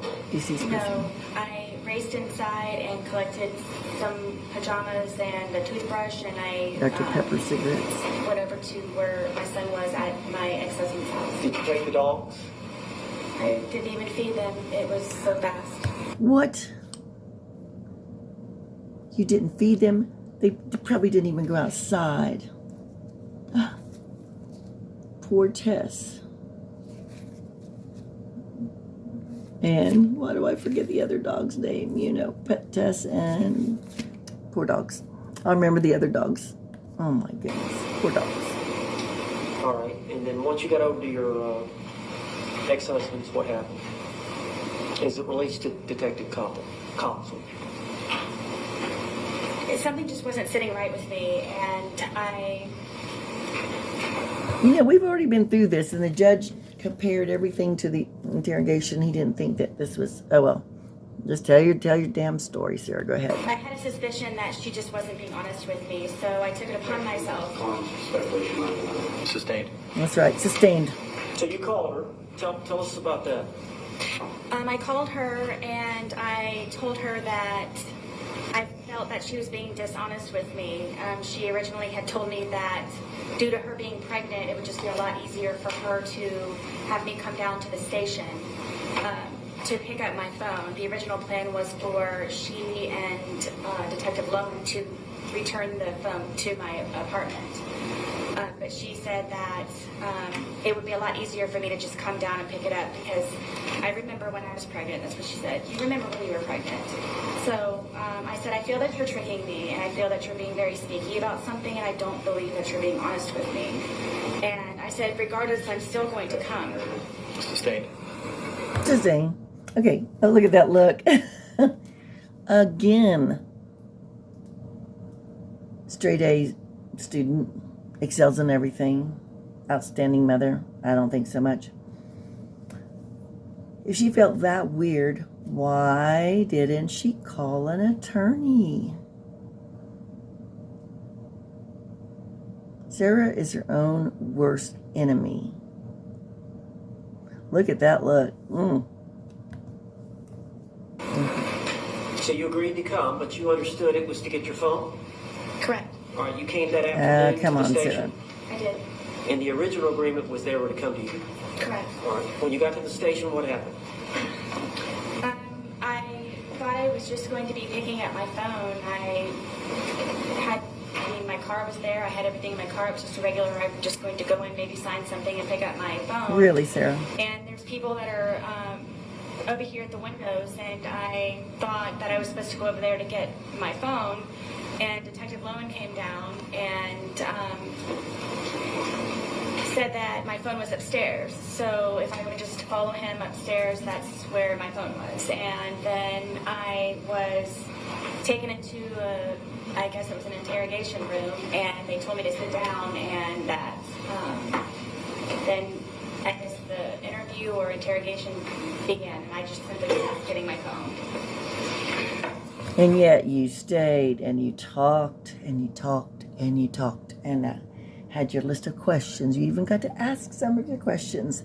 Remember, they had your phone, and so they extracted all of this crap that's coming up. Oh, Sarah.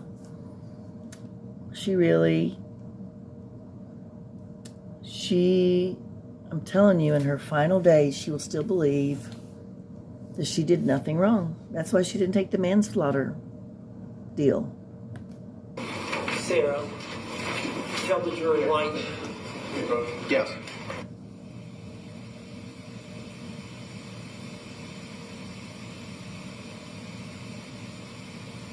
Everybody's doing something wrong. The police are trying to trap her. Well, that's, as they've already gone over, that's kind of their job. It's okay to kind of... You may proceed. She was pretty willing to talk. Miss Boone? Miss Boone? Tell the jury why you lied to the police. I lied to the police. Basically everyone, because I was extremely fearful of being arrested. I made the first attempt of me calling 911 by telling them what happened, and I thought they were going to help me, but instead I was arrested for calling 911. What, help you for what? So you made the decision to lie. I did. Did you stay with that lie? I did. Are you telling the truth today? I am. Nah. Now let me take you back to the Gosh.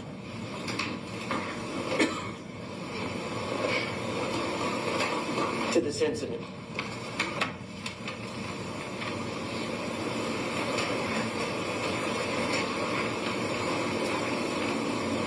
Is it fair to say that when George Torres is sober, he commits no violence against you? No. Is that fair to say? Yes. Is it fair to say that every time that he's intoxicated, or every time that you're hit by him or harmed by him, it's when he's intoxicated? Yes. I get it. He's her defense, but it's like the way that they are. I feel like at least he is trying to say, hey, admit that you're drinking, but she's always like, oh, it's like he's the only one drinking, and come on, Sarah.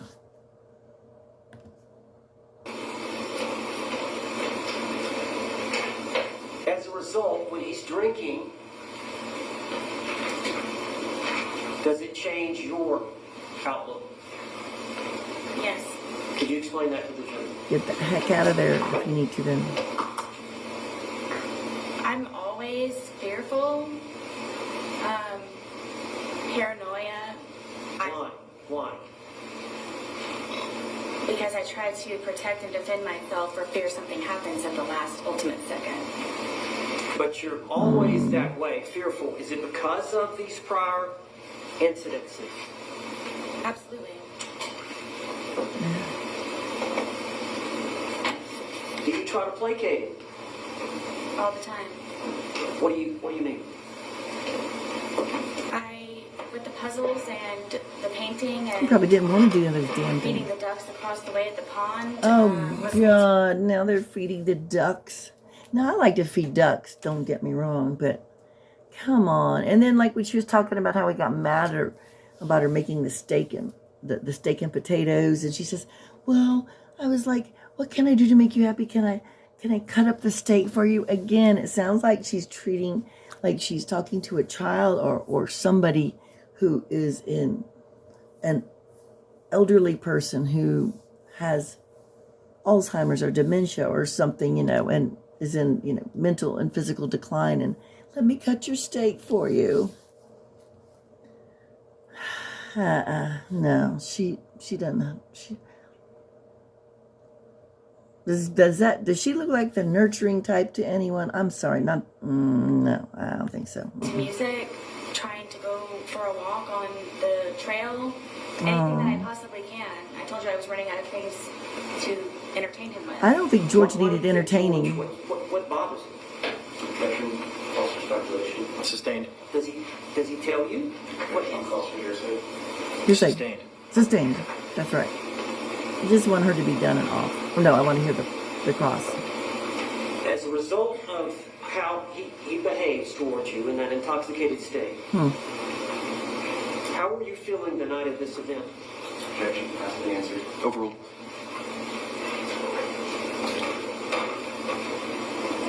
Extremely nervous, anxiety galore, just, I can never relax. Really? When he's drinking. Yes.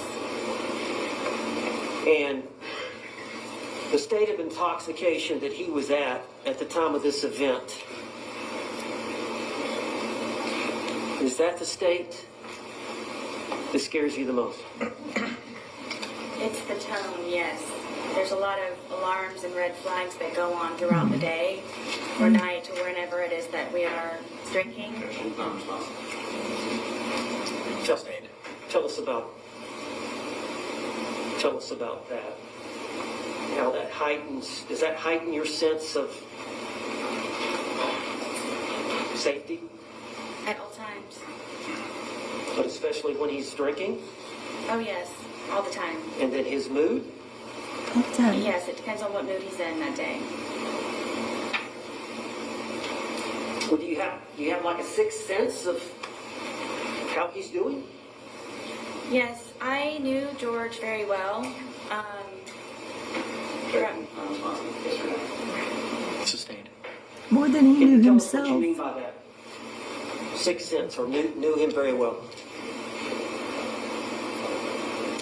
I guess you could say that I was trained by fear with him. Just, Oh, gosh. it wasn't fun anymore when we would drink and we would hang out on the back porch. It wasn't fun anymore because I knew inevitably that something was going to happen to me, one way or another.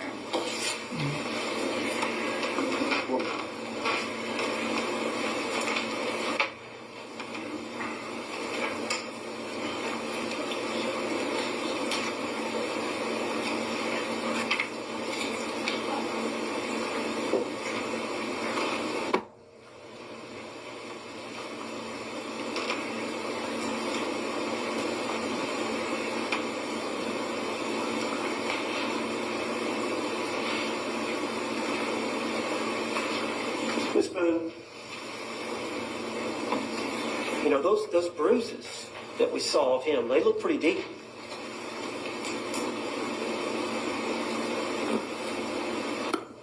Tell the jury what you were thinking.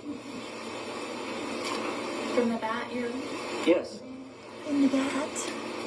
I didn't want to die that night. No, you didn't, did you? I can't describe it to you.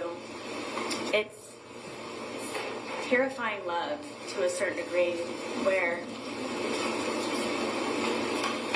my plan was to show him the next day and just, I wanted him to be better and treat me nicer and be the person that he was when I originally met him, and I knew that was in him still. I knew that it could be found, and I just couldn't figure out what it was that I was doing wrong in order for it to not be think I back to know. where that was. And I was tired of living in fear and just sick all the time of figuring out how I can entertain him so I don't die.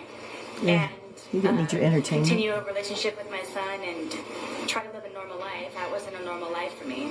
And just I bottom line is I didn't want to die. I would have died, or I would have been disfigured or maimed, or if it weren't me with the bat, it would have been him if he were to have gotten out.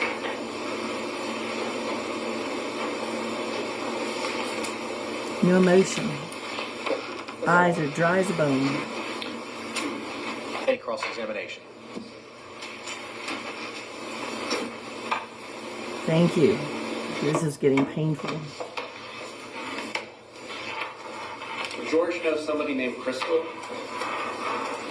Ooh, Crystal. Did you ever mention Crystal in your text messages about being one of his bitches? Ooh. Come on, Mr. J, bring it on. Sure How you about don't. Christine? Did George know a Christine? I don't know. How about a Pamela Erickson? These may have been people that he was communicating with on whatever the platform was. On your phone? I believe so, yes. And did you find these communications? I believe I found one or two of them from some of them. And did you send a long letter to his family to relay to him about George and his girls that he was cheating on you with? Oh, I believe so. Okay, so you do know those names, right? I don't remember them. It's been however long. Okay. sure. You remember your leg Now, crunch when the on knife went through? February 24th, 2020, you called 911 at about 1 p.m., correct? Yes. And at that point, you were still feeling a little intoxicated, were you not? It was more shock, but yes. So You said- you agree that you previously stated, I was still, I believe, intoxicated to a degree? Or hungover To or a something? degree, yes. Sure. So 1 p.m., it's about 14 hours after 11 p.m. the night before, correct? I'm guessing so. Well, 12 hours prior would be 1 a.m., and then 12 a.m. is 13 hours, 11 p.m. is 14 hours, correct? Okay. And you were present See, I'm here like for this. the medical examiner, Dr. Zadovich, to testify, correct? Yes. And you heard her talk about all the effects of ethanol that it has on the human body, correct? Yes. And she also mentioned something that it, on average, dissipates at about 0.015 an hour. Do you recall that? I believe so. Okay. So,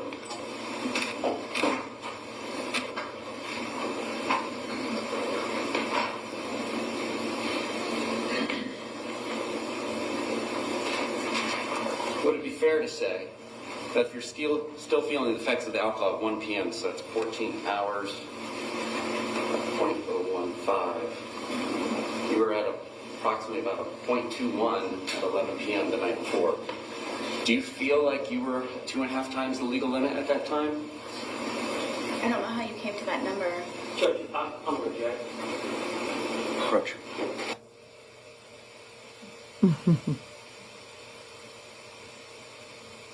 Well, Mr. J knows that you're a straight A student and excel at everything, so he figured you could figure out the numbers.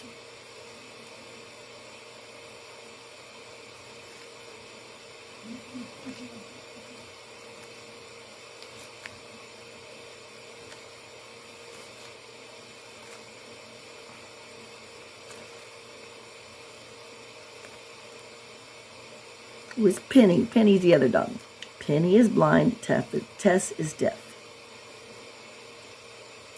You know, she even said, did I say that? She said, yeah, I think it is. Even Tess was notorious. And she said, fractious. Poor thing. That's a shame.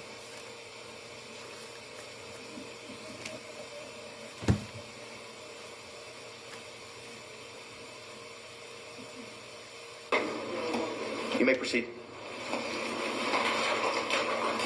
So you testified earlier that you all had about half of one of these bottles left from the night before, correct? Yes.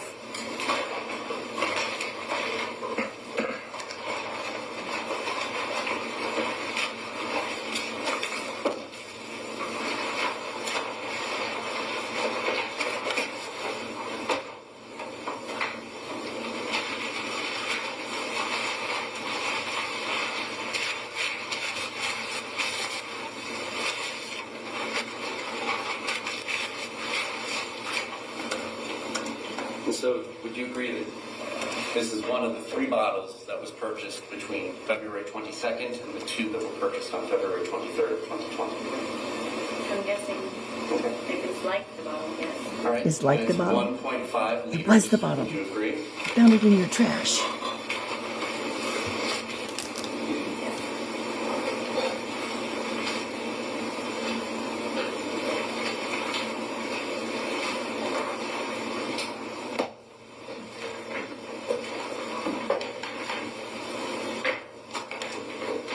And when you say half, are we talking about the top of the label was left from the day before? Oh, goodness, no. All right, a little Oh, less. goodness, halfway no. through the label? Really? Come on, Sharon. Right about. Okay, about halfway through the label. Oh, my gosh. In Oh, addition goodness, to no. halfway through the label,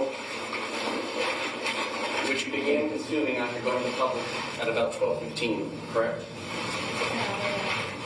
So you all would have began consuming around 12:30, is it fair to say, when you got back? I can't tell exactly. Okay. And after finishing what you all had left over from Saturday, the 2 of you consumed 2 1.5 liter bottles, correct? I'm not sure about the second bottle that he purchased, if it was empty or not. Oh, At the time. We Sarah. did mention that the police would find 2 empty bottles in the top of your trash, correct? Yes. And we did all see that in the photographs, correct? See that they Two. were empty in the garbage, yes. All right. You say you were about 100 pounds at the time? Yes. And we all know Mr. Torres was 103 pounds at the time of his death, correct? That's what they say. All right. So that's 3 liters of wine between 200 pounds split between 2 people over the course of a day, correct? Yes. And you testified today that you were intoxicated at the time that this occurred, the videos between 11 and 11:30 at night, correct? Yes, at some level, yes. All right. Now, what does that mean to you? Previously, have you indicated that that means the room is spinning? Do you ever recall saying that? I do. So what was your level of intoxication at this point in time when the first video was filmed at 11:12 p.m.? Do you mean from lack of sleep or alcohol? From the alcohol. Oh, Sarah, come on. What was my level? What were you feeling? Did you have trouble with your balance? I was more tired than anything. Sure. Did you have trouble with your balance? I don't believe so. So you were able to flip a suitcase over with a 100-pound man in it, right? I mean, yes, it happened. Okay. How about your speech? Do you feel like your speech was slurred? Clearly. Yeah. How about your inhibitions? Do you feel like you were doing things that you wouldn't do when you were sober? I wasn't thinking about that. Well, on reflection, do you feel like this is something you would have done when you were sober? I didn't know me and George. I'm just asking you, looking back on this. when Answer the he's in question. Suitcase and you're telling him how you feel, and then you wait 11 minutes and you film another 22 seconds, and then you go upstairs. Upon reflection, is that something you would have done and left him in there had you not been drinking? I don't know. I can't say. Okay. If I was scared, then it would be something. Were you scared? All right. Now, today you testified about the time frame between the 2 videos, correct? Yes. So you came down from the shower where you were hiding, correct? Yes. And as you're coming down the stairs, before you even get to the bottom of the stairs, you can kind of see over your shoulder or towards your right that he's trying to hide in the suitcase, correct? Yes. And the lid is down, but it's not closed, and you can tell he's hiding in there. It's not a great hiding spot just yet, right? Correct. And so you come over to him, and you're laughing, right? Yes. And you move the suitcase around some before zipping it shut, right? No. No? You immediately zip it shut? Yes. Okay. Huh? And you're both still laughing about it, correct? Correct. All right. And then it's during this course of time, how quickly is it after you zip it shut that you begin filming the first video?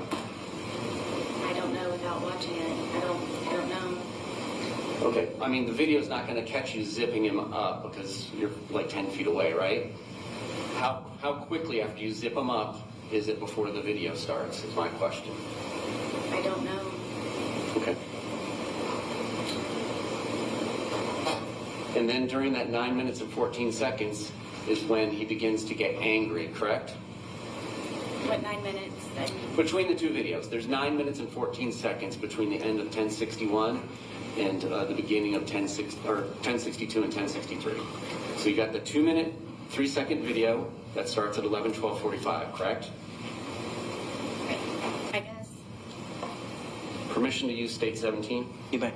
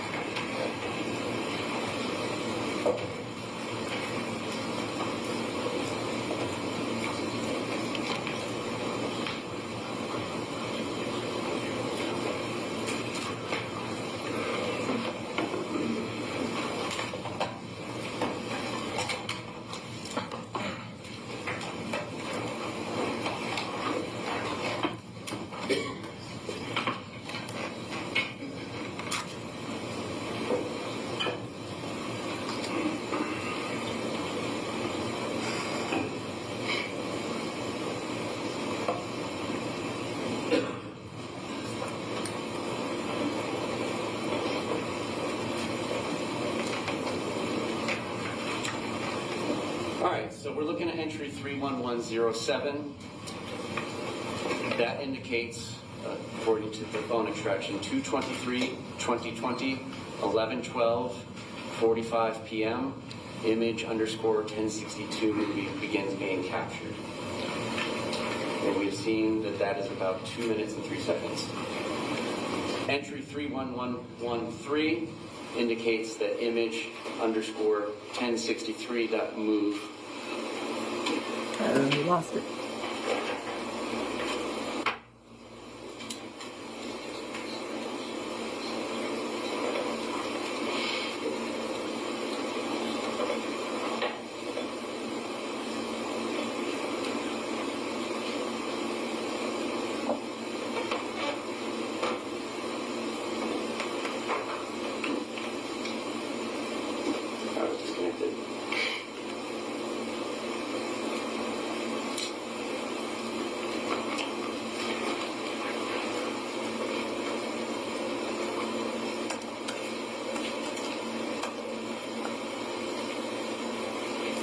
Man, the court reporter is awfully close to the witnesses.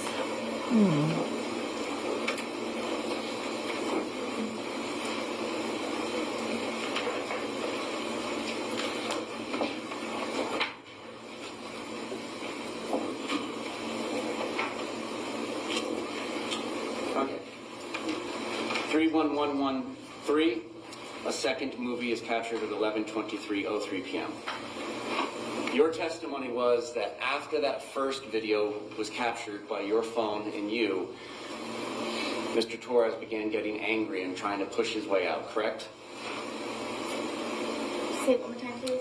Between these two movies, of which there's about 9 minutes She's and 14 playing seconds, Dumpster Mr. now. Torres begins to get angry and try and push his way out and get out of the suitcase, correct? He had been angry on and off throughout the entire day. Okay. Oh, you didn't add tell that us in that there. earlier. You said it was a wonderful, fun day all day, correct? That's right. That's because I lived.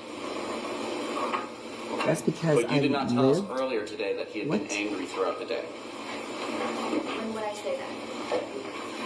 Oh, You come on, described your entire day Sarah. of doing puzzles and arts and crafts and outside by the dartboard, and you said it was a wonderful day and everything was fun until he was in the suitcase.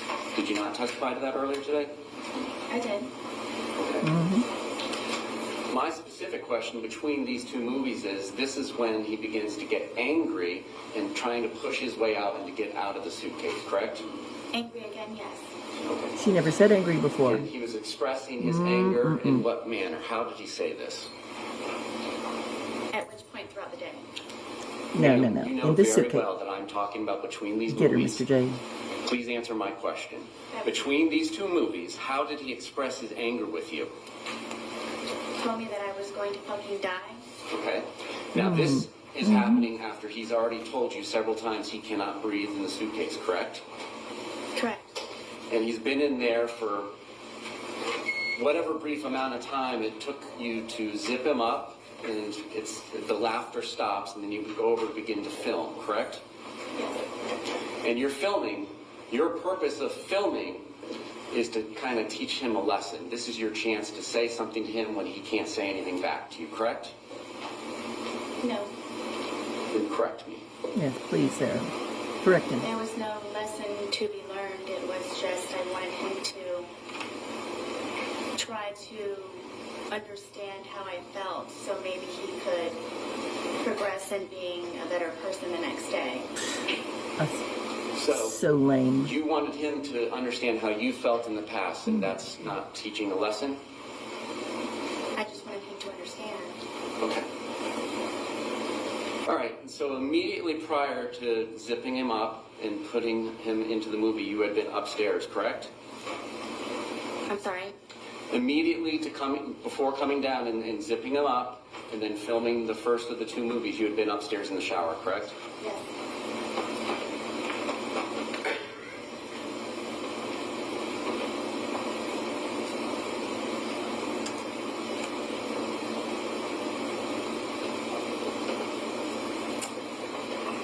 I'm going to publish what has been labeled as image_1061, which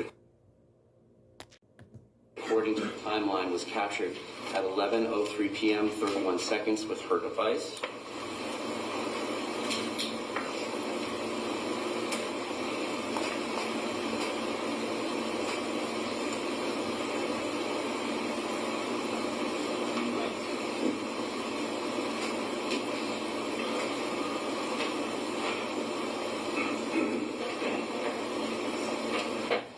All right. Does this appear to be the suitcase that's in question in the two movies that are filmed at 11:12 and 11:23 p.m.? Huh?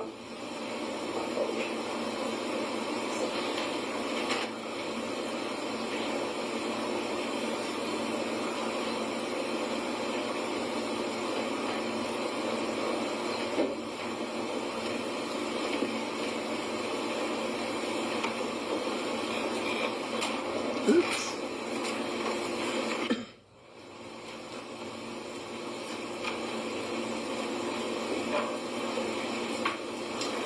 This is image 1061 taken at 11:03 p.m. 31 seconds. Does this appear to be the blue suitcase that's in the two videos that were captured at 11:12 and 11:23 p.m.?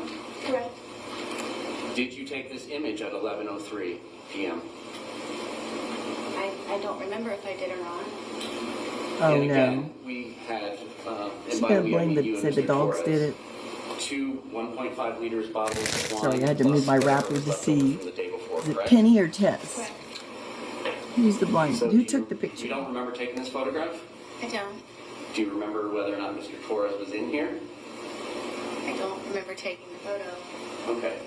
So, what is Interesting. your memory of what happens between 11:03 p.m. and 31 seconds when that image is captured, and then when the movie starts at 11:12:45?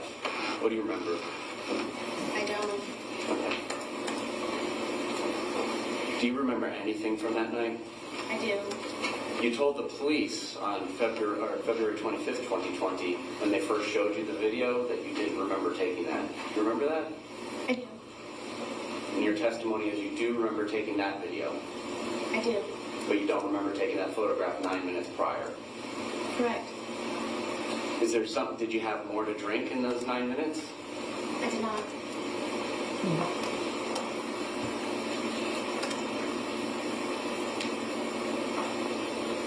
Was Mr. Torres in that suitcase the entire time between 11:03 when that image was taken and then when the second video was taken at 11:23 p.m.? I believe so, yes. So for 20 minutes? Yes? However long the time frame is. Did he begin telling you that he couldn't breathe before the video, or do you not remember? I don't Of course you don't.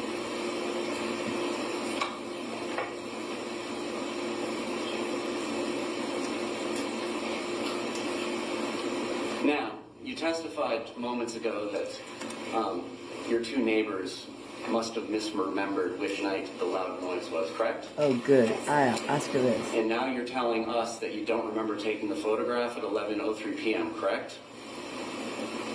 Correct. Selective memory. Did the police come out to your townhouse on Sunday, February 23rd, 2020? Yes. I'm talking about Sunday. This is the Sunday fun day when we're going to Publix twice. Were the police out of your residence? Sunday fun day. No. It was the day after, Monday the 24th. Correct? Yes. And that Monday morning, you called 911, well, Monday afternoon at about 1 p.m., correct? Yes. And between that time frame, you were the only person in your apartment plus Mr. Torres in the suitcase, correct? Yes. So if anything had been disturbed in your apartment, you had all the time that you wanted to undisturb them before calling 911, correct? Exactly. If I wanted to. Mm-hmm. That's right. And your testimony is there was no loud boom that shook the walls of your townhouse at about 11 p.m. the night of February 23rd, 2020, correct? Correct. To the best Oh, of that's your bad. memory, correct? Correct.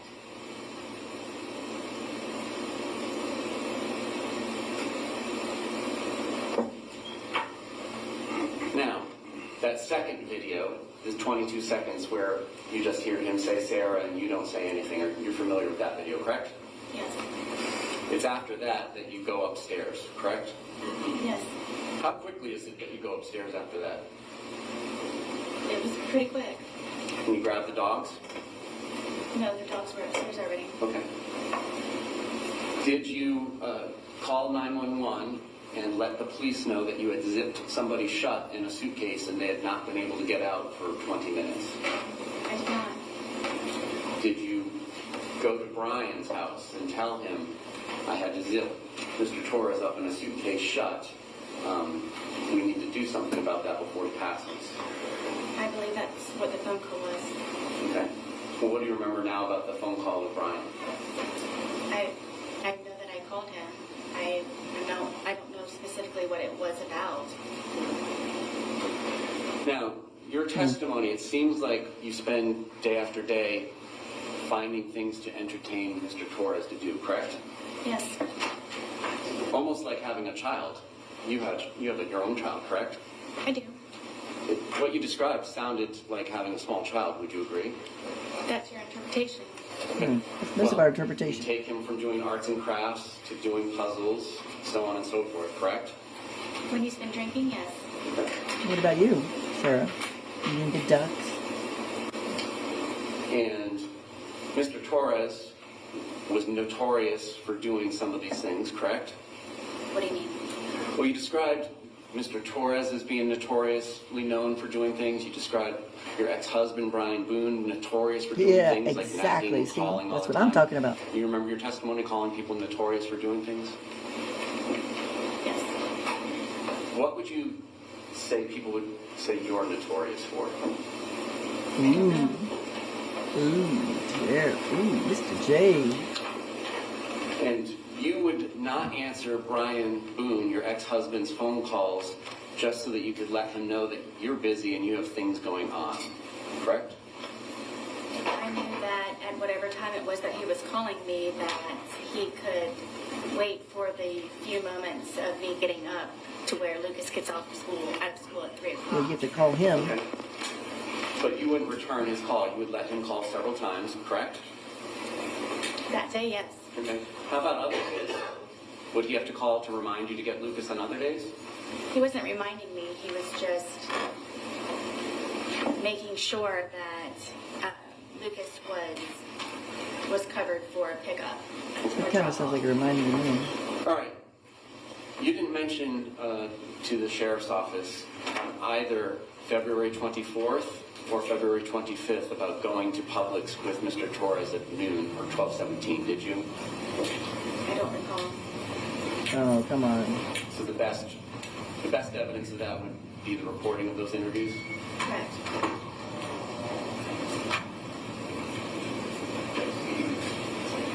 Did you not remember going to Publix with Mr. Torres that day? At what point? At any point? Oh, Sarah. No, I didn't. You had indicated to the police that it was about 4 p.m. that you all had started drinking after doing chores. Do you recall that? I do. And your testimony today was that it was really more after you guys went to Publix at about 12:17 p.m., correct? Yes. And you did not tell the truth to the police, correct? I'm sorry, I didn't hear the question. You did not tell the truth to the police about that, correct? I did not. And when they were asking you about Mr. Torres' injuries, you told them that you had nothing to do with it, correct? Yes. And that was not the truth. Correct.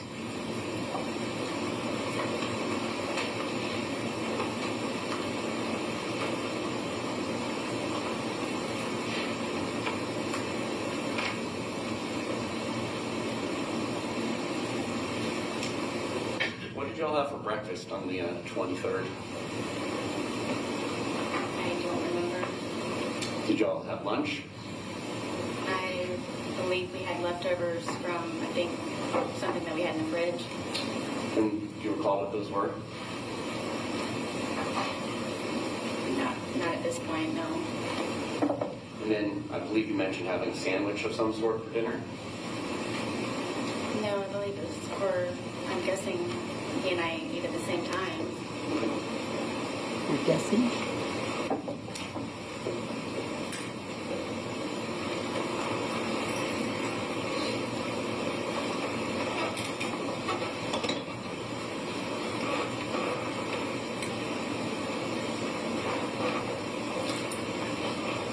And at one point, Mr. Torres called his brother Juan, correct?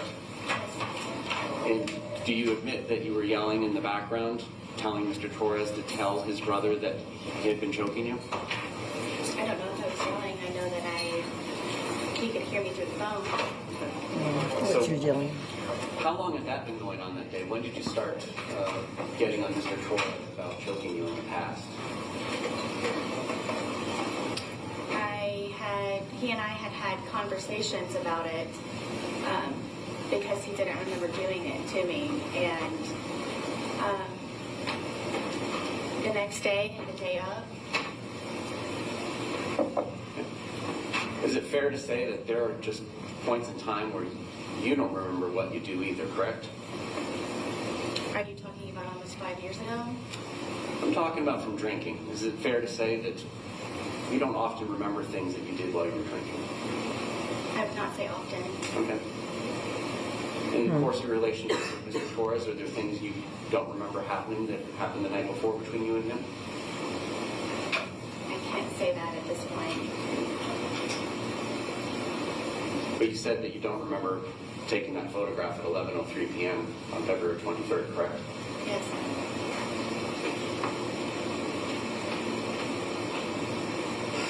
Was there anything else that you were telling Mr. Torres that he needed to tell his brother? Not that I can recall. Was there anything you were telling him that he needed to tell his daughters? Not that I can recall.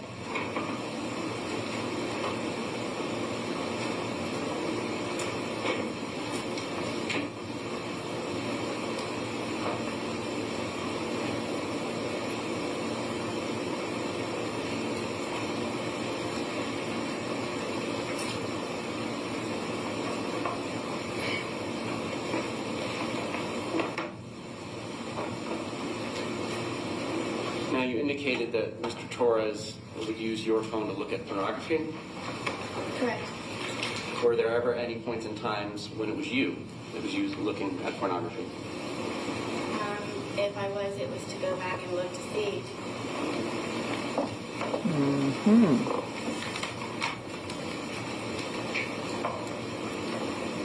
Did you ever threaten to get Mr. Torres arrested if he did not do what you wanted him to do? I say threatened. Okay. Sorry, excuse me, Were guys. there ever points and times where you would like him to call you or return a call, and if he didn't do that, you would threaten to get him arrested? It depends on if he had my keys or something that I needed from him. Okay. And it was your townhouse, correct? Mine, yes. Flush hours. Well, when did you get him off the lease? I'm not sure what year it was, but I don't think he was actually removed from the lease. Okay. I think he was made a different type of tenant. And did you change the locks so that he couldn't get back in at the points and times when you kicked him out? I did sometimes. Okay. And then would you leave the key in the hiding spot that he was aware of? There were multiple hiding places. Okay. On any of the 911 calls, did you ever mention that Mr. Torres was aware of where you kept your keys and that's how he got back into the house?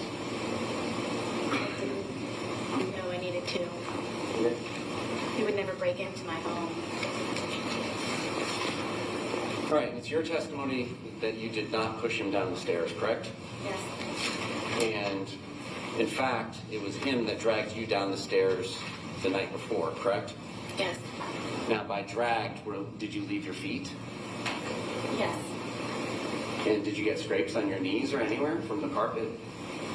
I'm not sure. I don't. Did you get any injuries, like bruises or abrasions or scrapes? I was missing a wad of my hair. Yes, that was on the stairwell. Okay. And you agree that you were photographed on February 24th when the police came out, correct? The day of the incident? Well, the afternoon after the incident. We're not sure when he passed. Yes. Some of those photographs showed ashtrays inside your house. I thought you said you guys couldn't smoke inside your house. We couldn't. But you did, right? Sometimes, yes.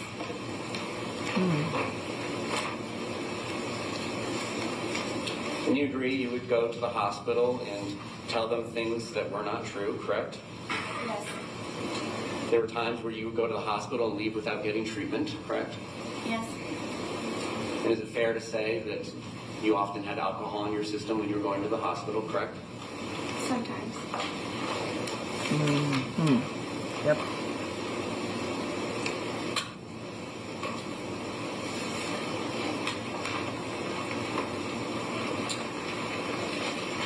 All right, so just to summarize the day to make sure we understand it. You all wake up sometime in the morning, but it's an unknown time, correct? On February 23rd. Or early afternoon. Yes, I had a problem with the detectives and them having me guesstimate times. Okay. Oh, Are you the kind of problem person, with like most of us, detectives. that uses your phone when you wake up? No. So Don't believe the that. first activity on your phone may have nothing to do with when you woke up. Is that fair for you? Yes, other than looking at the time possibly. Okay. So, at some point you wake up, it doesn't sound like you have breakfast, correct? Right. You do some chores, correct? Yes. So that is true. That part of it is true. You did do chores before going to Publix at 12:17? Yes. All right. After chores, you go to Publix and you get that 1.5 liter Magnum bottle of Woodbridge Chardonnay, correct? I'm not sure what Magnum is. 1.5 liters. Instead of Oh, the Sarah. 750s, it's the double size. It's like 2 bottles of wine. Okay, yes. So you got a 1.5 liter, Don't act right? dumb about your Yes, it's the alcohol. larger bottle. And you got home, and you at 100 pounds and Mr. Torres at 103 pounds began drinking this wine, correct? I'm guessing so. I'm not going to guess times. Well, don't guess. I mean, you got home from Publix. When was your first drink? I'm not sure. I mean, we could have continued to do whatever was left over from what we didn't do before we went to Publix. Okay. So you may have started drinking even later, correct? Then 12:30 when you get back from Publix? I don't know. Okay. Was it 1:30 or 2:30 when you began drinking? I don't know. All right. Was it before any of the phone calls to the brothers and his daughters? Yes. And so you drink what's left in the bottle of wine from the day before that's halfway labeled, correct? At some point. and then you drink 1.5 liters of wine, and he goes out and gets another one on his own without your permission or suggestion about 5:30, correct? Correct. And then you all consume that one as well, and it ends up in the trash can at the end of the night, correct? Apparently. Okay. At what point in the night does your memory tape stop? Because you described that it wasn't on at 11:03 p.m. when that photograph was taken. What's the last thing you actually do remember prior to these videos being made? I don't recall at this point. I don't remember. All right, and so it ends in hide and seek after arts and puzzles, correct? Yeah. He says, tag, you're it, but you run and go upstairs and hide, right? Yes. So does that mean he's it and he's supposed to come find you? No. That's Okay. just So you both hide? no. Okay. Well, How who's does gonna this come? I don't know how to tell you. Okay. I was it, and I went and hid. I mean, my understanding of the rules of hide and seek is one person will be it, cover his or her eyes, and count to like 20, and then go find the person that's hiding. Is that your familiarity with the rules too, or do you guys have house rules? Cool. I understand how the Okay. hide and seek So, works. explain to me, what was your expectation? You go up to the shower. Were you expecting him to come find you? I was. Okay. And after a while, he did not come find you. Yes. And that's when you return downstairs. Correct.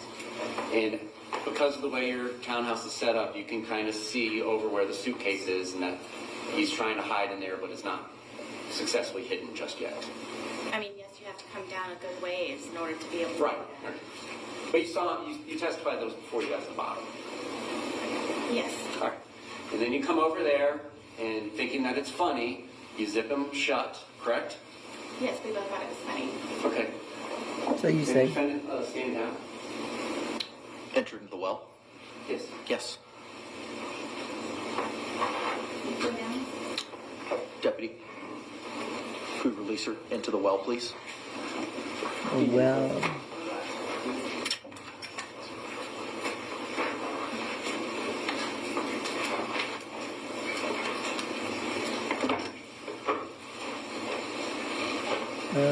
bring the suitcase.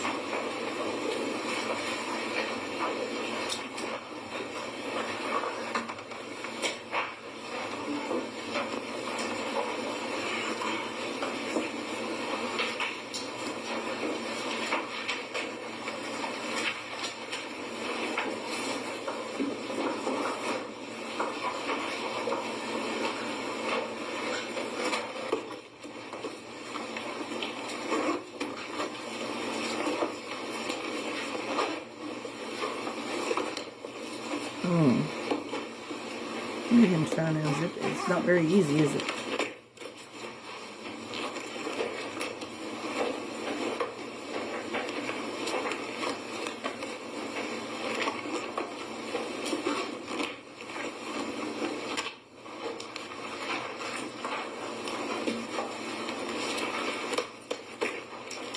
All right.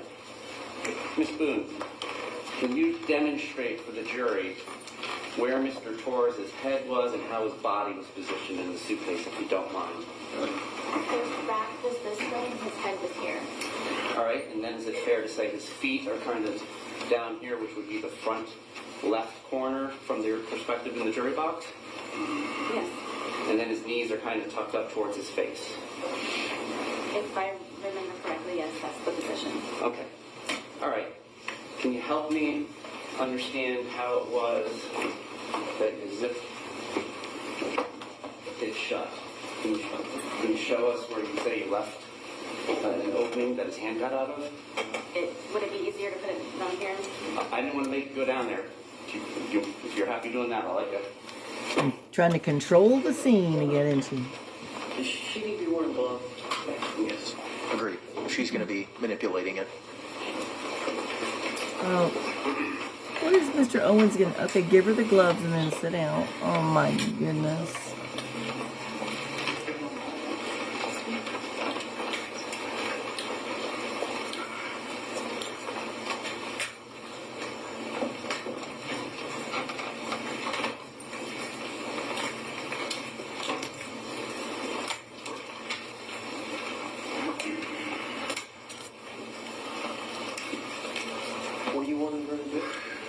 demonstrate how she zipped it shut? Sit down, Mr. Owens. This is his witness now. Oh, she said the paper clip wasn't on it. I'm sorry. What it was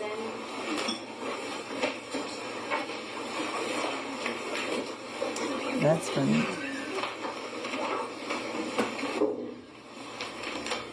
She goes, where's the paper clip? The paper clip wasn't on it. Or whatever she used. This side. Should Mr. Owens be up there inserting himself?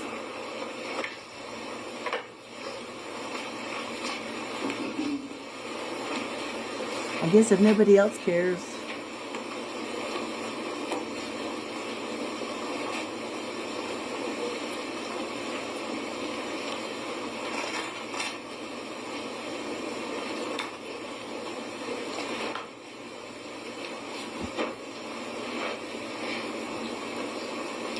Just the paperclip was on when this event occurred.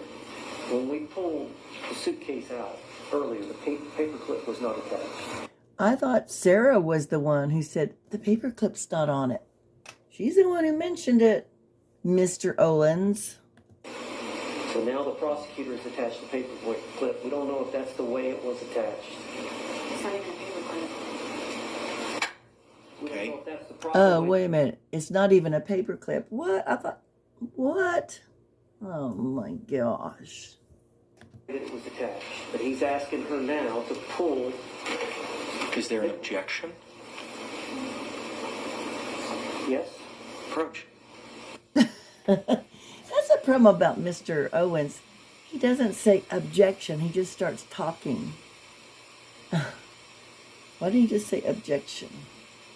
Don't you know now that Judge Cranick likes you to play by the book and do it right?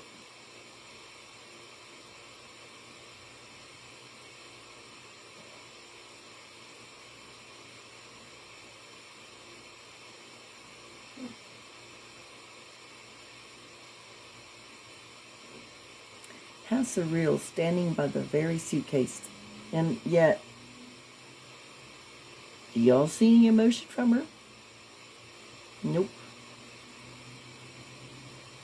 I wonder, I mean, if you were sitting on that jury, what would you be thinking right now?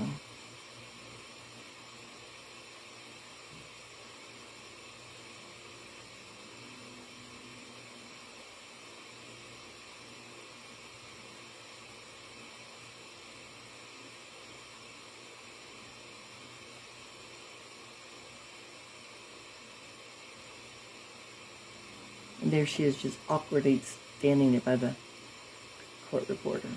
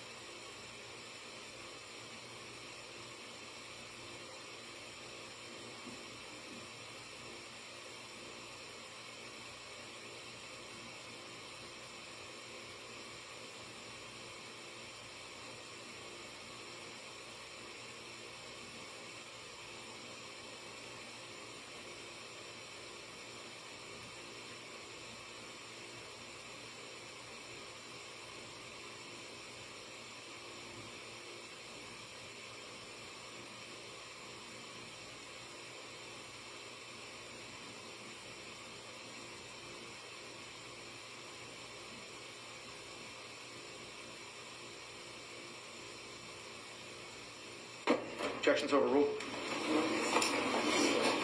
Ah, All right. okay. If you're most comfortable, sir. Madam Clerk, are you ready? Can we see how it was that the two zipper parts were positioned when you say that Mr. Torres was able to get his hand out? If you want me to do it, I'm fine. I'll take your direction. From what I remember, Oh, God. Look at Mr. Owens. I guess he's right to look at his client for this stuff.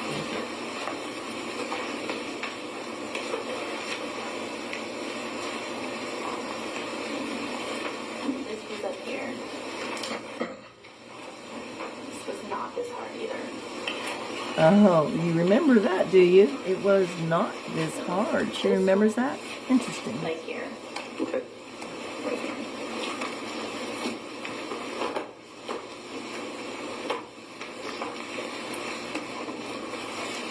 Oh, God. Sit down, Mr. Owens. I'm sorry, guys. I'm being cranky at Mr. Owens. He can't hear me, though. I assume this one was much closer. It's not over there? Where do you... You asked me where I zipped it.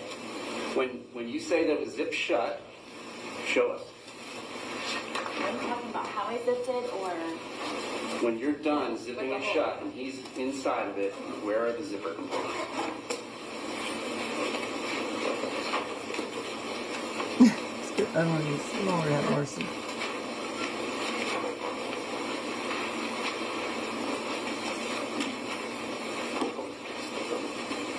Just tell me what it's at. I mean, it was the corner. How many people does it take to zip a suitcase? Yes, this one was already pretty much, yeah. From what I can remember. That's how he was coming with his hand out. It was like this from the corner part. Okay. Thank you. You can return to your seat.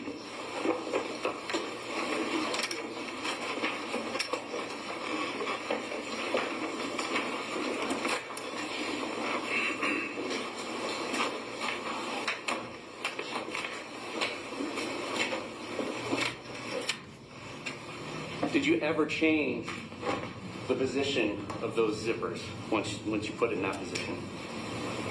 I did not.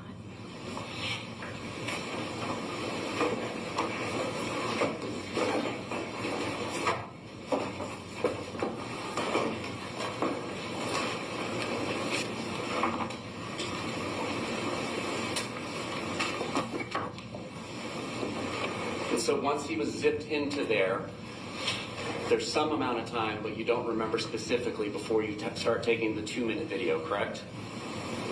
Yes.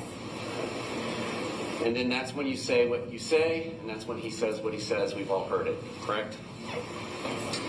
And then between there and that second video of the 22 seconds length, it's at this point where he's beginning to get angry, and then that's when you take the baseball bat that's in evidence, and your testimony is start poking him with the end of it. Did you say this was the second video? Between the two videos, that's when you started hitting with the bat because he was getting angry and trying to escape, correct? Right, I was not hitting him. I was, yes. Okay. Did you ever hit him with the bat while he was outside of the suitcase? No. So each time that he is hit with the bat, it's through this suitcase. And that's what leaves the marks on him, because you didn't hit him with the bat outside of the suitcase, correct? Yes, please, I can demonstrate. No, that's okay. The suitcase will speak for itself. She, wait. No, wait.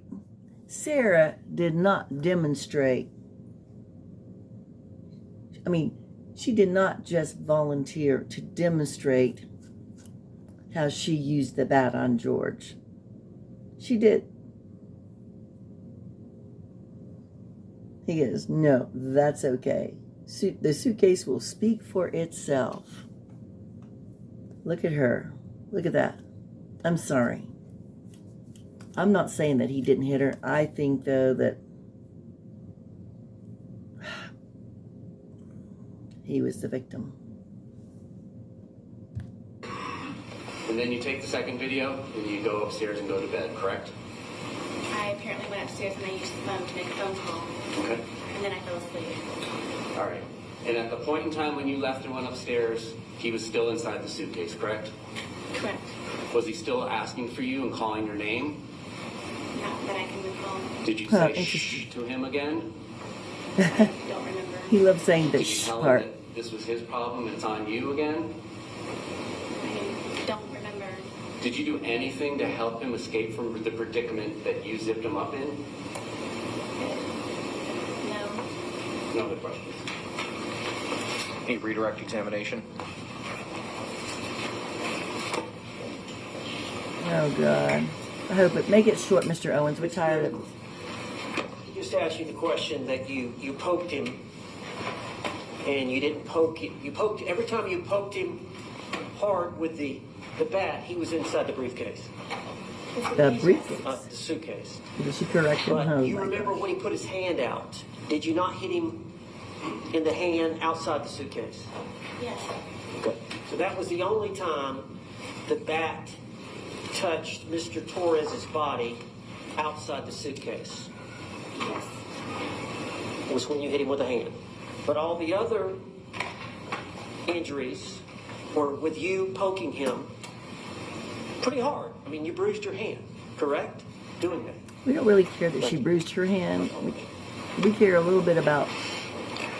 Ma'am, you can return to counsel's table. Judge, can we approach you? Just a moment. Let me get her situated at table, and then Yeah, we'll just approach. simmer down, Mr. Owens.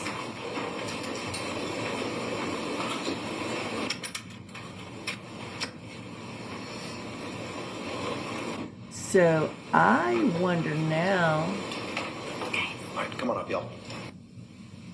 did she?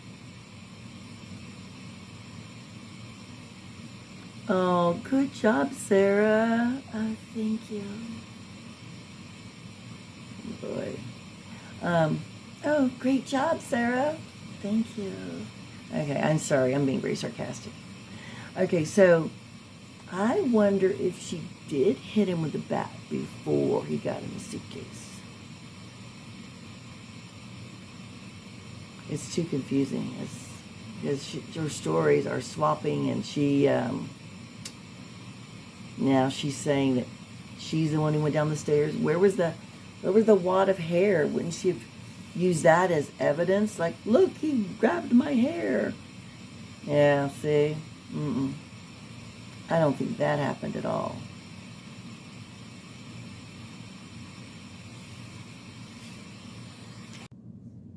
I think that's Justice, it you for the must day. not talk about He's this case face to addressing face. the jury now. You must not talk about this case by using an electronic device. You must not use phones, computers, or other electronic devices to communicate. Do not send or accept any messages related to this case or your jury service. Do not discuss this case or ask for advice by any means at all, including posting information on an internet website, chat room, or blog. With that, members of the jury, I'm going to excuse you for the balance of the evening, and thank you so much.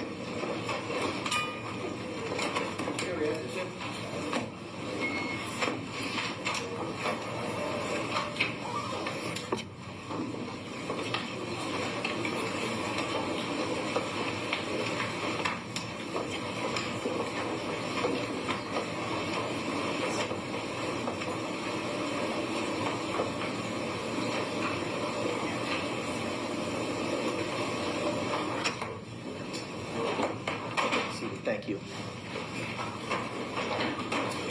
With regard to these medical records, the court previously today had required by 5 p.m. to address those. Unfortunately, they have not yet been addressed. It is imperative that the state knows what it is we're culling down or redacting. And I understand that you may want to be seeking those into evidence maybe tomorrow. And the state needs to be advised as to what it is that you're seeking to utilize. So where are we in figuring that out? Can I have 1 minute with the client? Yes, sir.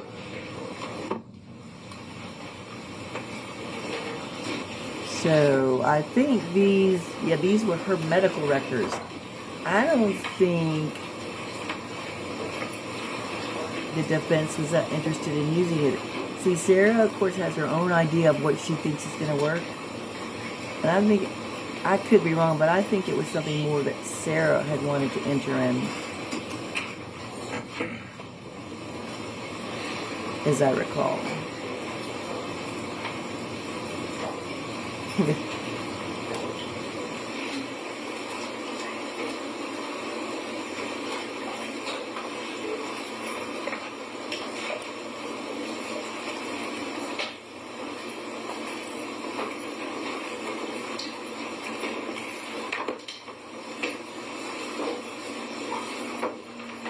Judge, we've had discussions with Elizabeth, and She claims that every time that he went to the hospital and the medical records would show that it was in relation to some type of domestic violence involving her, we've expressed to her that we do not wish to pursue it and introduce those records of George Torres, of his medical records of the different times he went as it relates to their difficulties. Or maybe that were his records. Do you understand that? Okay. Ma'am, earlier we... Oh, see, what's he's trying to do? I think he's trying to put it on the record because it's something she thinks is important, but she's not the attorney. She's the client.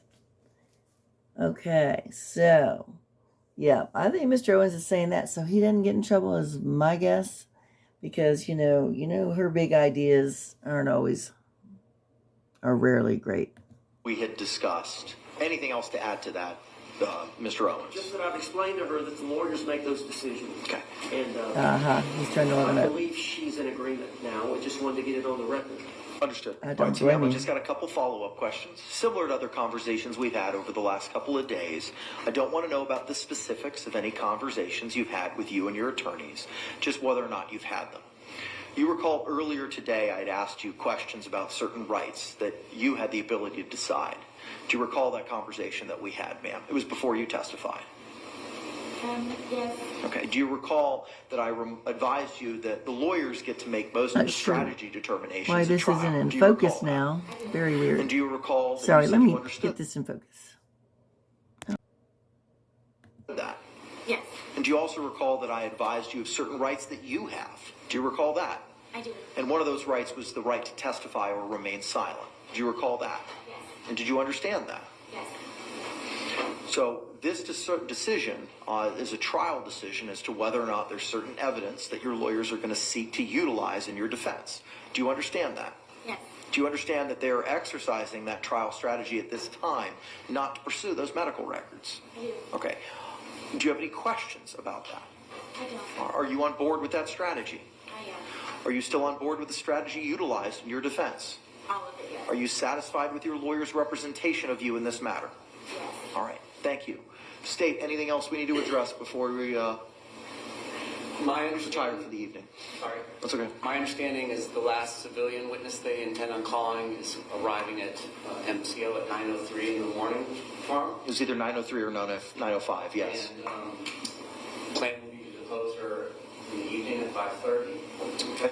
Then, just scheduling purposes, we're trying to figure out when we would need our rebuttal expert, Dr. Werner, to appear.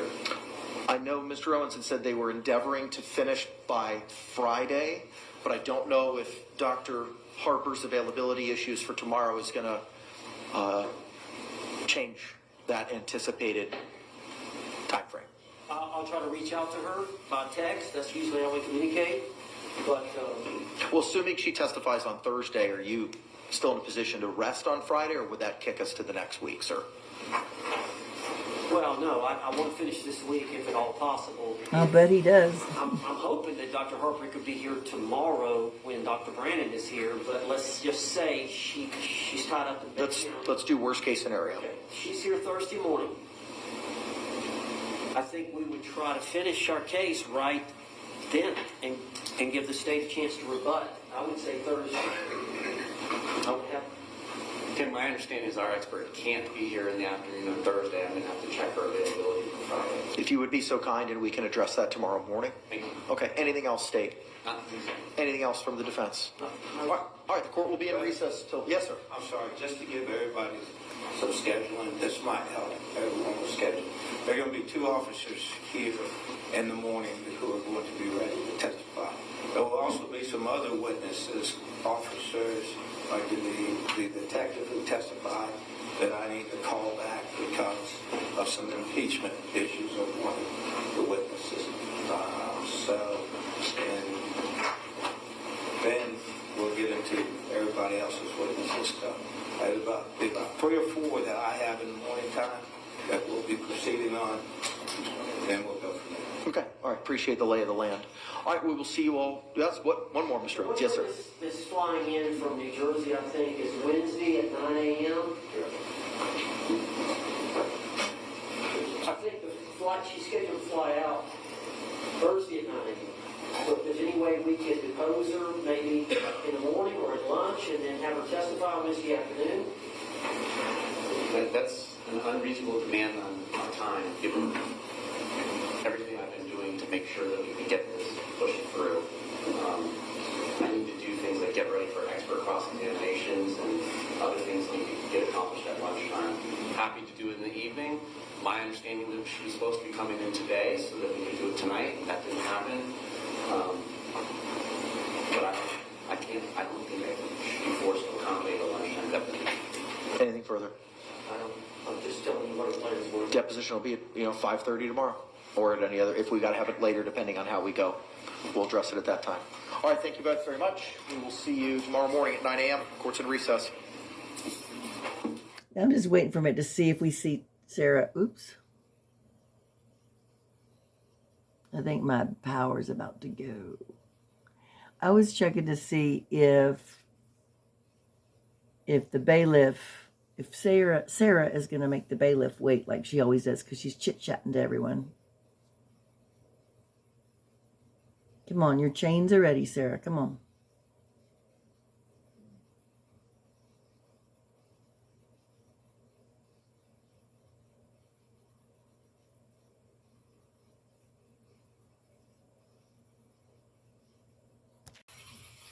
Okay, got it. That man's just happy as if he had good sense. Let's see. Look at Sarah. Wow.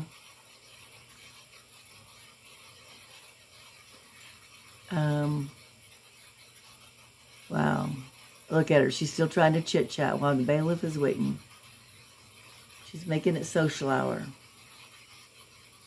Unbelievable.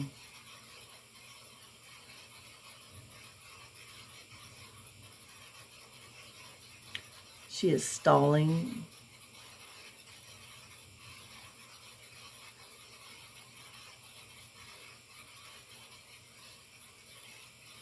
I've never seen such a cheerful defendant in my life. Well, I don't know. Crazy Lori Vallow looked pretty chipper.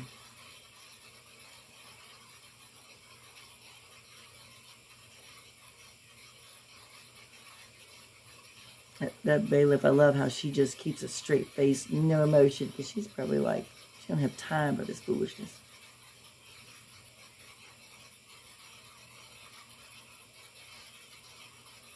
Wow, that was a lot. I don't know, seeing that suitcase, it just seemed, it was very chilling to see Sarah by that suitcase with no reaction, no emotion. Look at her, still talking.